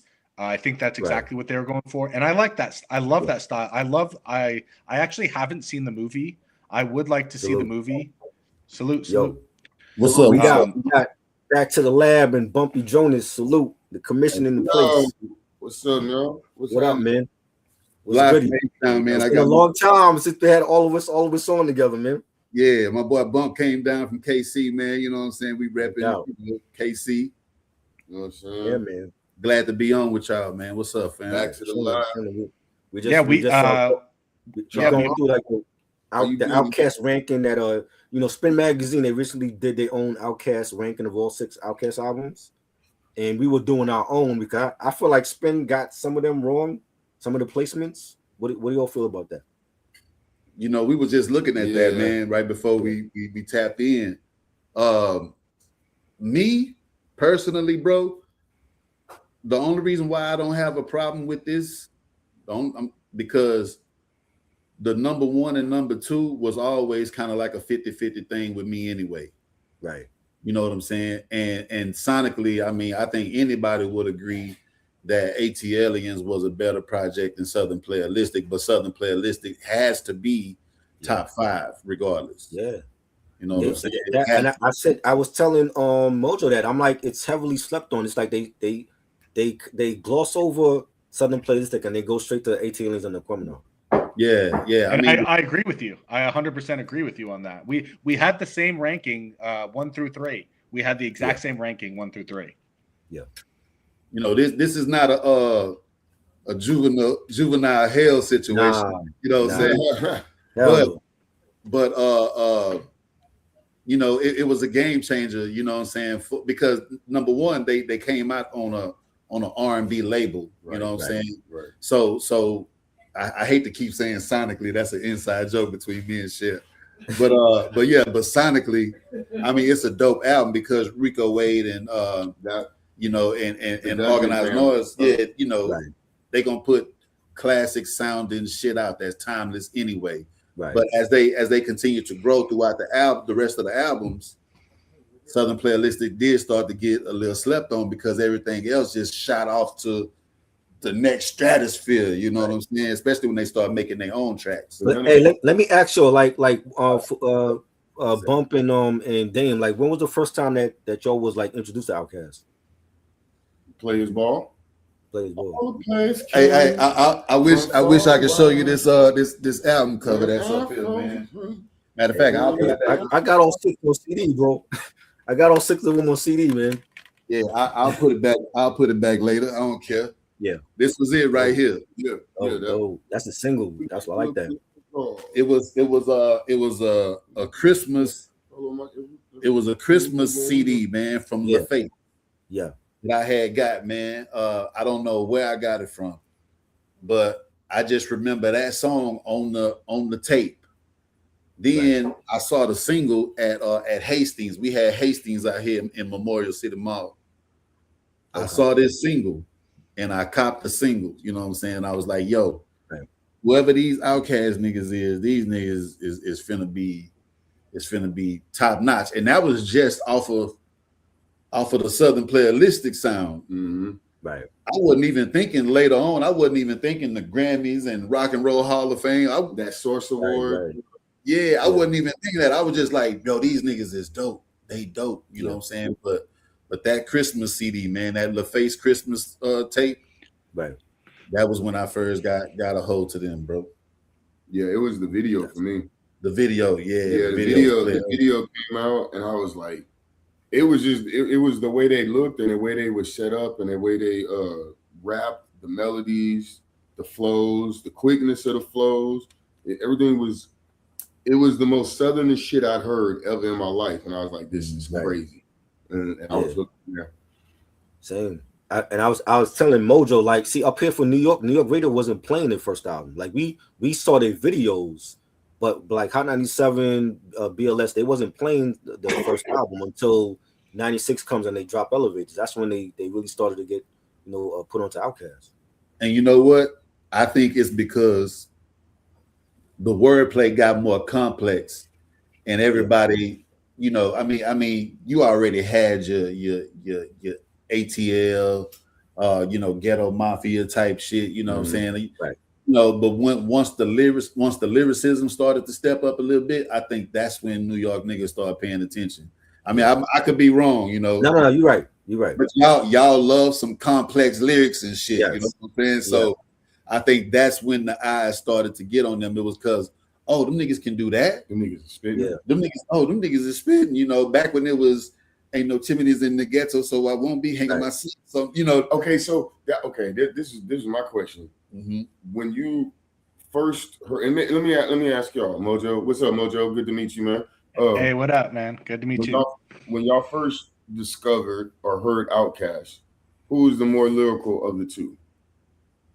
Big Boy was the most lyrical when I first got a hold of him. Most people, I wouldn't argue with you. Try. A lot of people will say Andre. I just why do you say Andre? Let me. The thing is, on Southern Playlistic, I felt like it was more Big Boy that was lyrical, and then when ATL Aliens dropped, it was more Andre. Like they even had in the Source magazine at that time, they had the hip hop quotable was from Over the Woods for Andre's verse. Right. You know what I'm saying? So I feel like for that album, that's when people started to take notice of Andre's lyrical ability. And then it just carried over into Stankonia and the other albums. I feel the same way.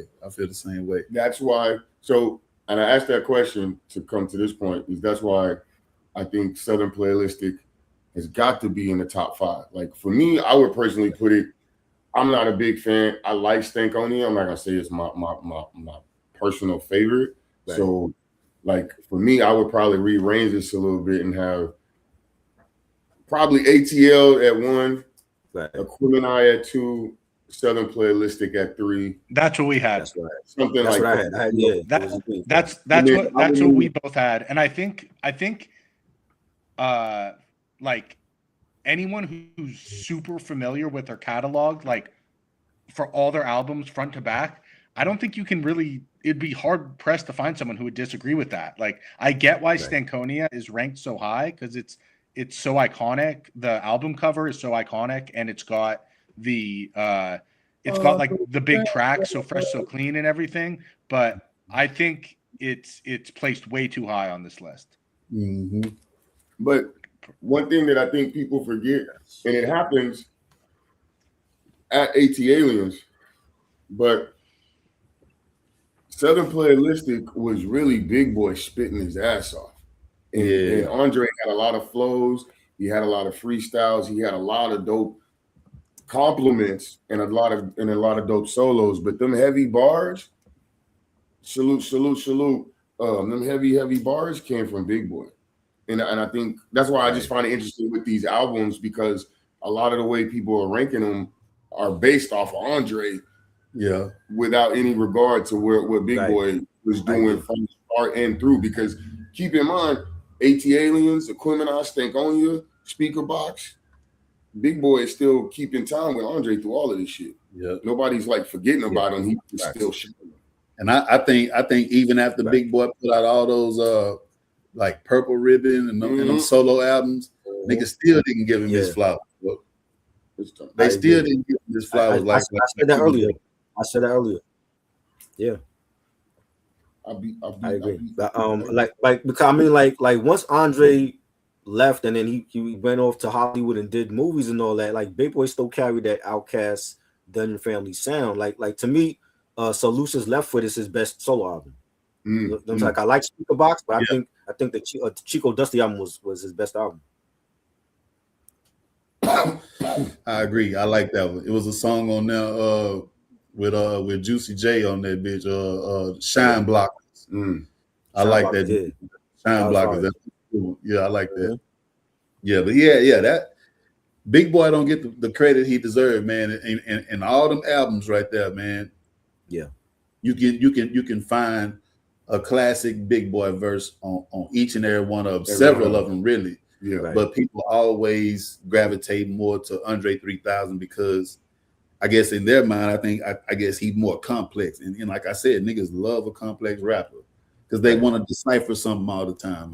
And play that back. Did you hear what he said and this and that? But shit, Big Boy with the double timing and the metaphors and shit that he got and the his own language that he created, bro. Like, man, that he deserves way more flowers.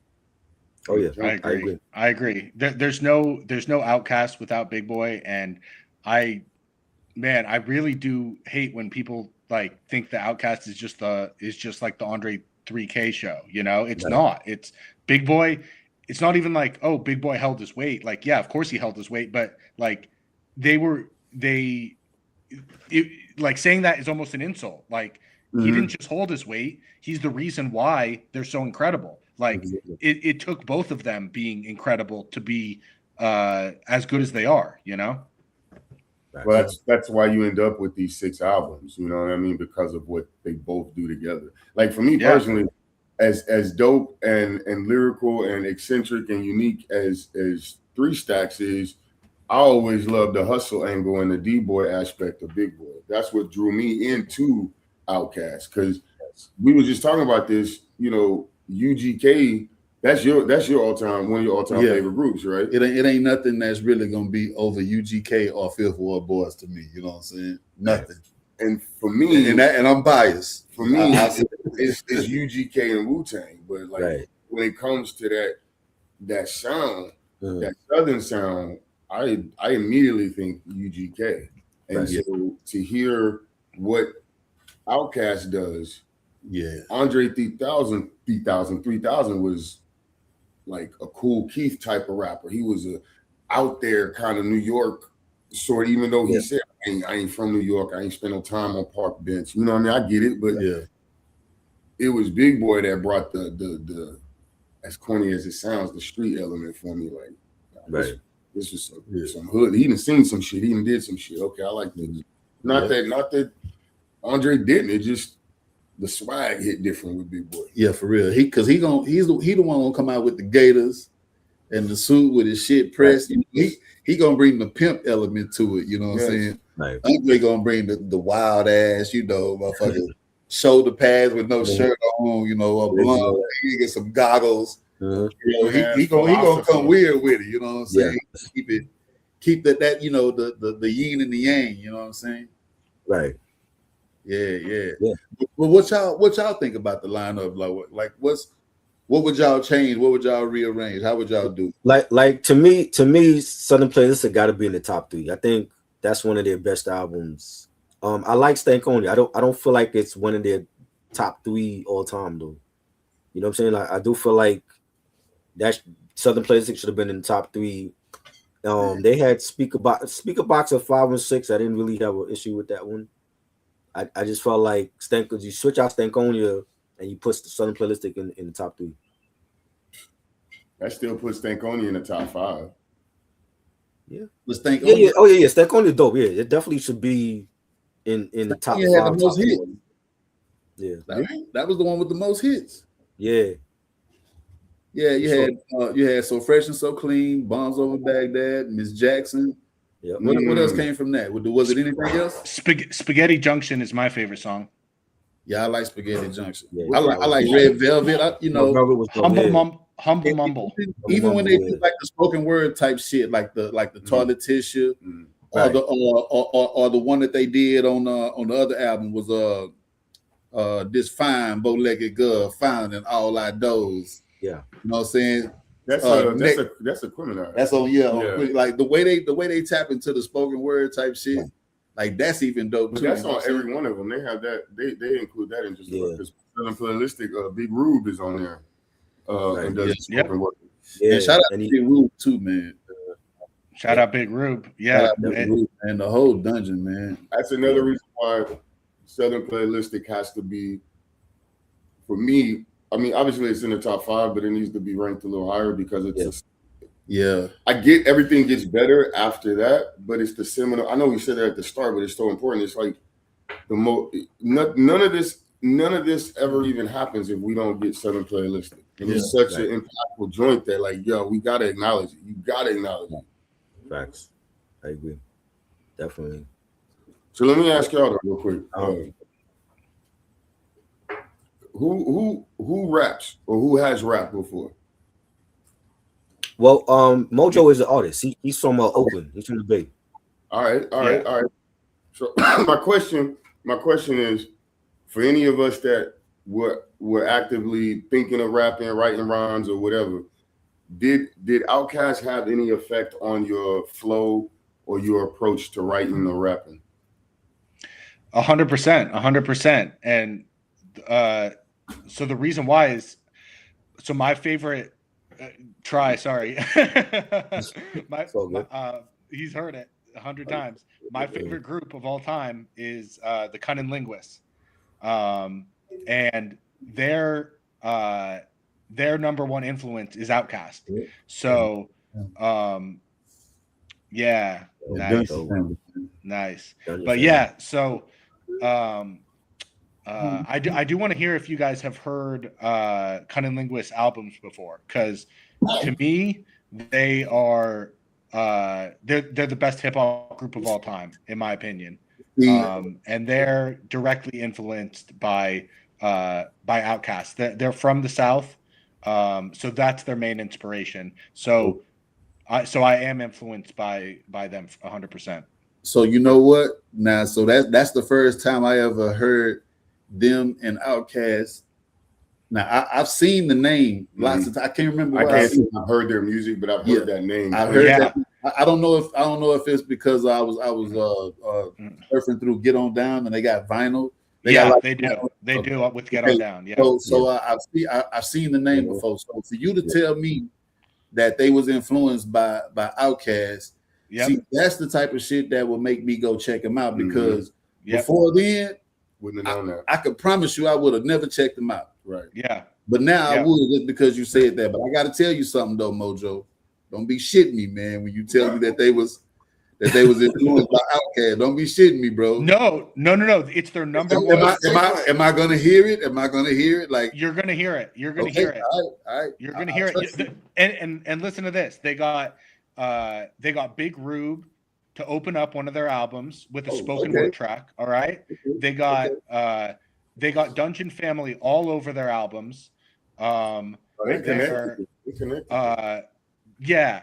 So the members are Deacon the Villain and Natty are basically like Andre 3000 and Big Boy, whereas Deacon the Villain is kind of like Andre 3000, where he's like that lyrical, super in depth. And Natty joined the group after he got out of jail, so he's kind of that more street, with the tougher bars. But he's also very lyrical too. They both hold their weight. Again, it's almost like insulting. Like, not that they hold their weight. They both, like I said, they're my favorite group of all time. So they're just insane to me.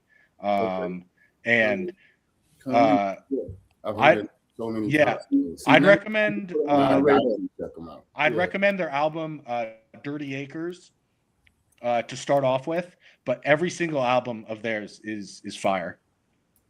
Okay, sound like a good. I hope you guys enjoy, because not a lot of people know about Cunning Linguists. So this right here, this is hip hop. This is how hip hop happens, right? When you're having a conversation, you talk about something, and in the process, something else comes up, and then we end up with some discovery. That's hip hop. Yeah. And they're dropping a new album this year. They Cunning Linguists. They just dropped a new EP, and they said a new album is coming this year. So I'm stoked. All right, that sounds like a bet then, man. Yeah. I'm willing to check them out, yo. So what do y'all think about the other acts that came from the from the Dungeon family tree? You know what I'm saying? Who are some of the people that stick out the most to you, man, when you think about the lineage, you know what I'm saying? Goody I Mob. think Goody CeeLo. Mob. Yeah. Oh, okay. Yeah, CeeLo, yeah. CeeLo as a solo artist, he just dropped the Gnarls Barkley, a new Gnarls Barkley album with Danger Mouse. Their last Man, album. I love Gnarls Barkley.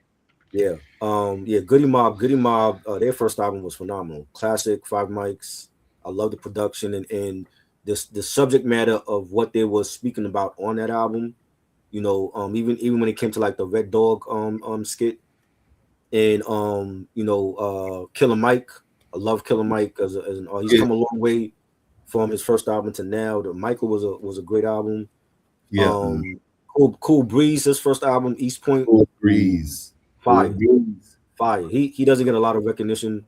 Witch Doctor, Slim Cutter Calhoun. Yeah. Like the whole collective, even the Dungeon Family album was fire. Like the whole collective they put their stamp on Atlanta hip hop. Yeah, bro. Man, one of my most memorable moments with Goody Mob, man, was when they first came out. They were on a Rap Pages album cover. They were in the swamp. Yes. And I think Cujo had the knife in his mouth and shit. Yeah. Bro, that was the dopest magazine cover I ever seen right there, man. Facts. Good, man. You know what I'm saying? Cunning Linguist has a song featuring Goody Mob. So okay. Yeah, I'll need to make sure to connect with you guys on Instagram so I could send you some stuff. Okay, that sounds like a bet, man. Easy.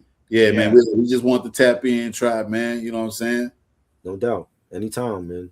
Anytime. The commission is always welcome, man. You guys are like family to me. So yeah, we is family, man. You know what I'm saying? Man, I appreciate you having Mojo, man. Hey, salute, Mojo. Hey, keep sending me that music, fam. You know what I'm saying? Salute. Hey, whenever you guys are out in the Bay, hit me up. I'll show you around. We can get into some stuff. Easy. Already, I man. got family out there. I'll be out there, son. Dope. Yeah, we'll connect on IG for sure. That's a bet, fam. That's a bet, man. One love, y'all. Peace, all right, one love. Man. Peace. Yeah, man. That's back to the lab and Bumpy Jonas, the commission. Salute to the commission, everybody in that collective, and yeah, man. Like, so you gave your 6? You gave your number 6 or no? Yeah, my 6 is Stankonia.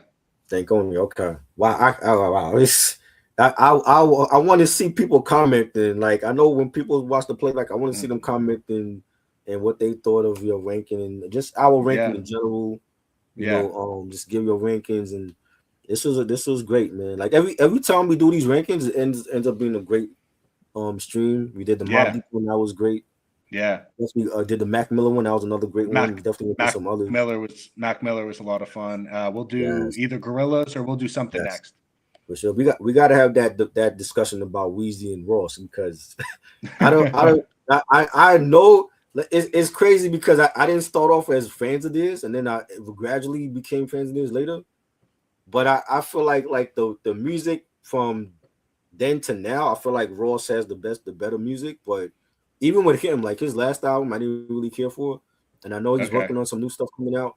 So hopefully it's a bounce back from the last project. But you gotta have that discussion. But this I like a lot of Ross songs. I just think he has trouble putting together a full album. Like, and again, this is opening a whole new bag of worms. But like Big Crit. I'm a huge Big Crit fan. I wouldn't even I put him way above Rick Ross just in terms of me liking him. But I also feel like and like Smoke DZA, like these are guys that like I love their songs, but I just feel like they have trouble putting together a full. I think the most flack I'll get is probably saying with Big Crit, because I think Big Crit does put out some good albums, but I think there are some artists where I love their songs and I love their voice and stuff, and I expect them to just drop like fire albums, but for some reason when they drop a project, it's like kind of half and half, like half is good and half is skippable, which is fine. Like that's totally fine, but it just means that I'm not going to put that album in my top, Well, I in mean, my top albums. we've had that. I've had that issue with Fabulous. Like, he's a talented MC and artist. He's has big hits, but he don't have no classic album to me. Like, his mixtapes has always been better than his albums. Right. You know what I'm saying? Right. And he came in the game like at the tail end of the 90s going into the 2000s, and I'm like, he still has not had a classic album to his name. You know what I'm saying? Whereas you have Kendrick Lamar come out of nowhere, he got like 3-4 classics. Yeah. Oh yeah. He's got classic there's classic. There's some artists that they got, no matter how great they are on the mic lyrically, the project wise, it might not show. So I totally understand how you feel about it. Smoke Diz. Yeah. Smoke Diz is probably the biggest, like, I feel bad saying it, but probably like the biggest disappointment, because like I love his voice so much, and like I love that vibe. Like I love that, like he's kind of got that Jet Life vibe, But when it comes to albums, he has trouble dropping solid albums. Not easy. I did like his album with Pete Rock, the Don't Smoke Rock. I think that might be his best album. Yeah. Did you hear that one? Yeah. Yep, I heard that one. And again, I did enjoy some of the songs, but I thought that there were just, a few too many skips to put it in the, like, I'm doing my top album rankings, and I'm up to like 1,500 albums, and like that album isn't even going to make the cut on my on my top 1,500. They didn't make the cut. Yeah. Man. So sometimes it's gonna happen. There's sometimes an artist is not gonna put out. I love Jadakiss. I don't think he has a classic to his name. Yeah. Again, his best album to me was his first album. Yeah. Huh? I love Smoke Dizza. Dizza, but his albums aren't gonna crack that threshold for me. And like same with Rick Ross. I love Rick Ross, but again, like I feel like I don't even know if I want to have this Rick Ross Lil Wayne debate, because like I'm not like a huge Lil Wayne fan, so like it's not like I'm gonna have his back like I would like Master Ace or Cunning Linguist or like Lupe Fiasco or someone that I really love. See, my thing is like by the time Weezy is on Carter 4, right? Carter 4 is like technically like what his fifth album, right? I think it might have been. Oh yeah, because I mean, he has so many mixtapes. He had a debut on Cash Money. What was it, like 400 Degrees or whatever? Yeah, was that an album? Yes, that's a real album. That was like his debut on Cash Money. His debut album on Cash Money, right? So you had that, and then you had the Carter series. Was the Block is Hot was a mixtape, right? The song, The Block is Not. No, that was from the first Lil Wayne album. No. The Block is Hot is an album. Is that the name of it? The Block is Hot? I thought that was like the record from his first album, though. No, that's the name of the album. Okay, so that came out when? 99. Okay, and then you had, what was the second album? Lights Out. Really? I thought he had and then 500 Degrees is his third album. So that's when I started hearing about him, when 500 Degrees came out. Right? And then the Carter 2. Okay. So that's okay, all right. So okay, so by Carter 3, that's like his sixth album, right? But at that time for Ross, right? Ross comes out with Port of Miami, Trilla, you had Deeper Than Rap, Teflon Don, God Forgives I Don't. What was his sixth album? I think it was Hood Billionaire, if I'm not mistaken. But like Ross, like already on his fifth, sixth album, he was still transcending. He was still going up, and I felt like Weezy was going down after Carter 3. You know what I'm saying? Yeah. I'm not here trying to take like, I guess I am taking a little side with Lil Wayne, but like I don't want to. I'm not. I know there's people who like ride or die with Lil Wayne. Like I know people. Mastermind was the sixth album. I know people who put Lil Wayne on like their Mount Rushmore. Like, I'm not stupid enough to do that. Like, What I mean, listen, like the thing is, even with Tim, I would say, like, I used to hear rumors about him having a ghostwriter when those rumors came out that Gilly the kid was writing for him. That was a thing, right? yeah. So it's like, even if that's the case, it's like, damn, is the whole Young Money have ghostwriters? We know Nicki don't write her shit. I don't Right? think so. I don't. We know I don't think. we know Drake. We know Drake had a Quentin Miller as a ghostwriter, and Weezy too with Gilly the Kid. So it's like, I gotta I put don't an asterisk know. next to his name. I don't When think people- so. I don't want You to. know- I don't want to believe those rumors, because I feel like with Lil Wayne, like his flow and stuff, Mhm. like it feels like that's stuff that he wrote. I don't know. I could be wrong. You know, I could be wrong. Maybe he like, did but you get it see, like, ghostwritten. when From the Block Is Hot, when you hear him on those first couple albums, he ain't rhyming how he rhyming on Carter. It's a Yeah. switch up. You know what I'm saying? Like, so it's like you could tell the difference. And I'm like, if he had ghostwriters, it's like, you got to put an asterisk next to his name. Then he can't be considered one of the top 5 that are alive if he got a ghostwriter. Yeah.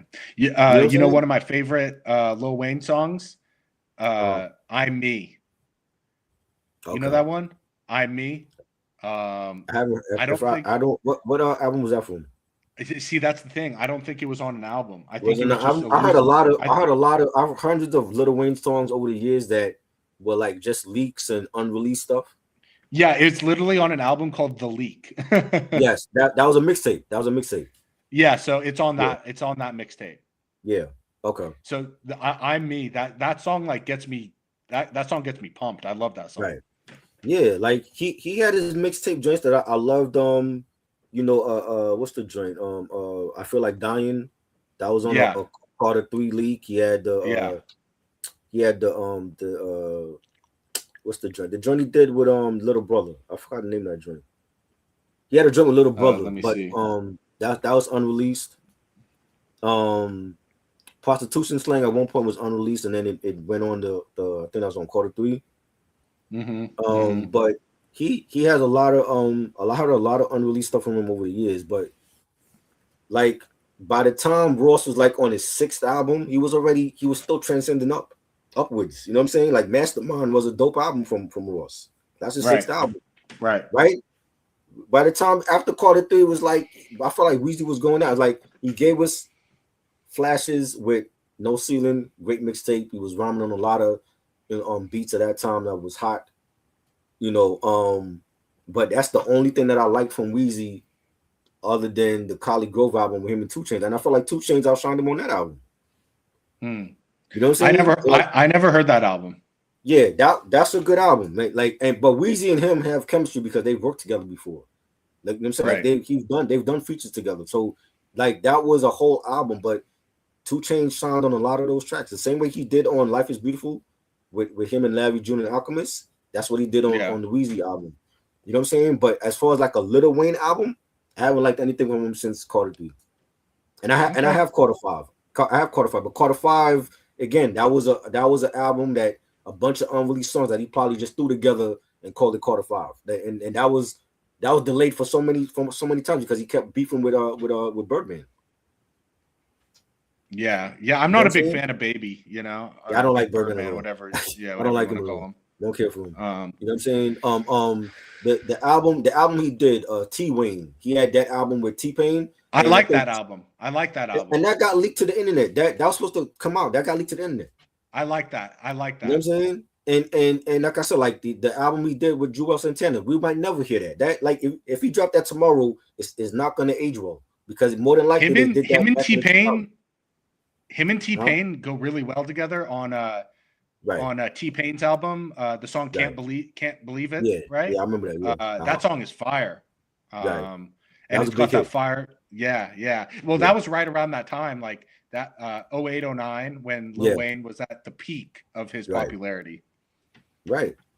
You know what I'm saying? And to me, it's like Ross, Mastermind is his 6th album. Then he has Hood Billionaire. Then Black Market and Rather You Than Me was fire. That's probably like his last good album. Like Port of Miami 2, it had a couple of joints. I didn't care for the sequel, but Rather You Than Me was like Ross, and that was 2017. That was Ross is due for a comeback album. You know what I'm saying? But I just felt like Ross had a longer run than Weezy. You know what I'm saying? But I mean, a versus that would be interesting because I think Weezy would definitely get him in a versus. Mm-hmm. But if we talking longer consistency, it's definitely Ross for me. Okay. You know Yeah. what I mean? The collab albums, like he did an album with Meek Mill that was okay. It wasn't great. And even with Meek is falling off too. I think Yeah. best album was Yeah.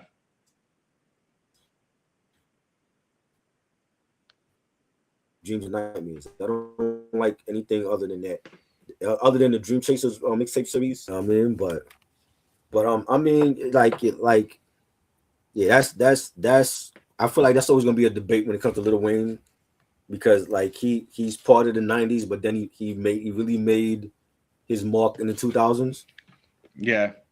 You know, You ever when you hear a song and like you hear a melody or something and you're like, right. oh, I know this from another song. Right. Like, do you ever get that? And then like Yeah. for me, when I get that, like I literally go like OCD mode and like I have to find what that other song is. You ever get that? Wow. Oh yeah, for sure. So the intro track on Black Market, that song Free Enterprise with John Legend. That's a great track, by the way. Oh yeah. But the beginning, those first notes, the do do do do do, I was like, man, I know this from somewhere. And I was searching everywhere and I was texting people and I was like, can you tell me where it's from? And finally I put together where I knew it from. And it's Ocean Eyes. It's the same melody as Ocean Eyes by Billie Eilish. Oh, I know Black Market came out first. So yes, yeah, because he had the Black Market and then he had Black Dollar was a mixtape. Yeah, so Black Market came out first. So I'm not saying he took it from Ocean Eyes, but it's the same melody. If you listen to the beginning notes of Free Enterprise and then you listen to Ocean Eyes by Billie Eilish, same melody. And when I finally got it, I was like, it was like a big weight had been lifted off my back. I was like, I finally got it. Sure. Yeah, man. Yeah, that happens where I might hear a song and I might have to like, oh, I remember this from another song. Yeah. If I don't outright know the sample, I might like have to find out where I heard it from before. Yeah. You know? I do that all the time. time. Yeah, for sure. You know, but this was a great stream, man. Like I really enjoyed this and doing. I feel like our ranking is better than Spin Magazine's own, and I don't know if anybody at Spin Magazine like actually listen to Outkast. I'm like, I feel like if they really listen to their music, the ranking will be different. But this was great. Like I definitely want to do more of these rankings with different artists, you know, different genres, and we definitely gonna come back and do that Gorillaz one. We gotta do that one. Oh yeah, 100%. Yeah, this was a lot of fun. Thanks for having me on, man. It's always fun chopping it up with you. Shout out to Dame and Bump. You know, go follow them on Instagram. Follow the commission. Follow Mojo. Mojo, what you got coming up? Let the people know. All right. I'm back. I'm back in the lab, y'all. I'm back recording. Let's see. I'm working on albums. I'm working on tracks. You can find all my music on all platforms, Mojo Flows. Hit me up on Instagram. I'm always down to talk music. Find me on all platforms, Mojo Flows. Man. Dope. Bet. Like, comment, subscribe, share. Let me know what y'all rankings, y'all favorite Outkast albums or least favorite Outkast album. And we'll be back on Wednesday, live stream 8:30 p.m. with Rocka and Ray Lansky and everybody else. So look out for that. And lots more stuff coming out before the end of the month. So stay tuned. And this was great. So salute to you, Mojo. Hey, salute. Much love. Yeah. Much love. Peace. Peace. Yeah, man.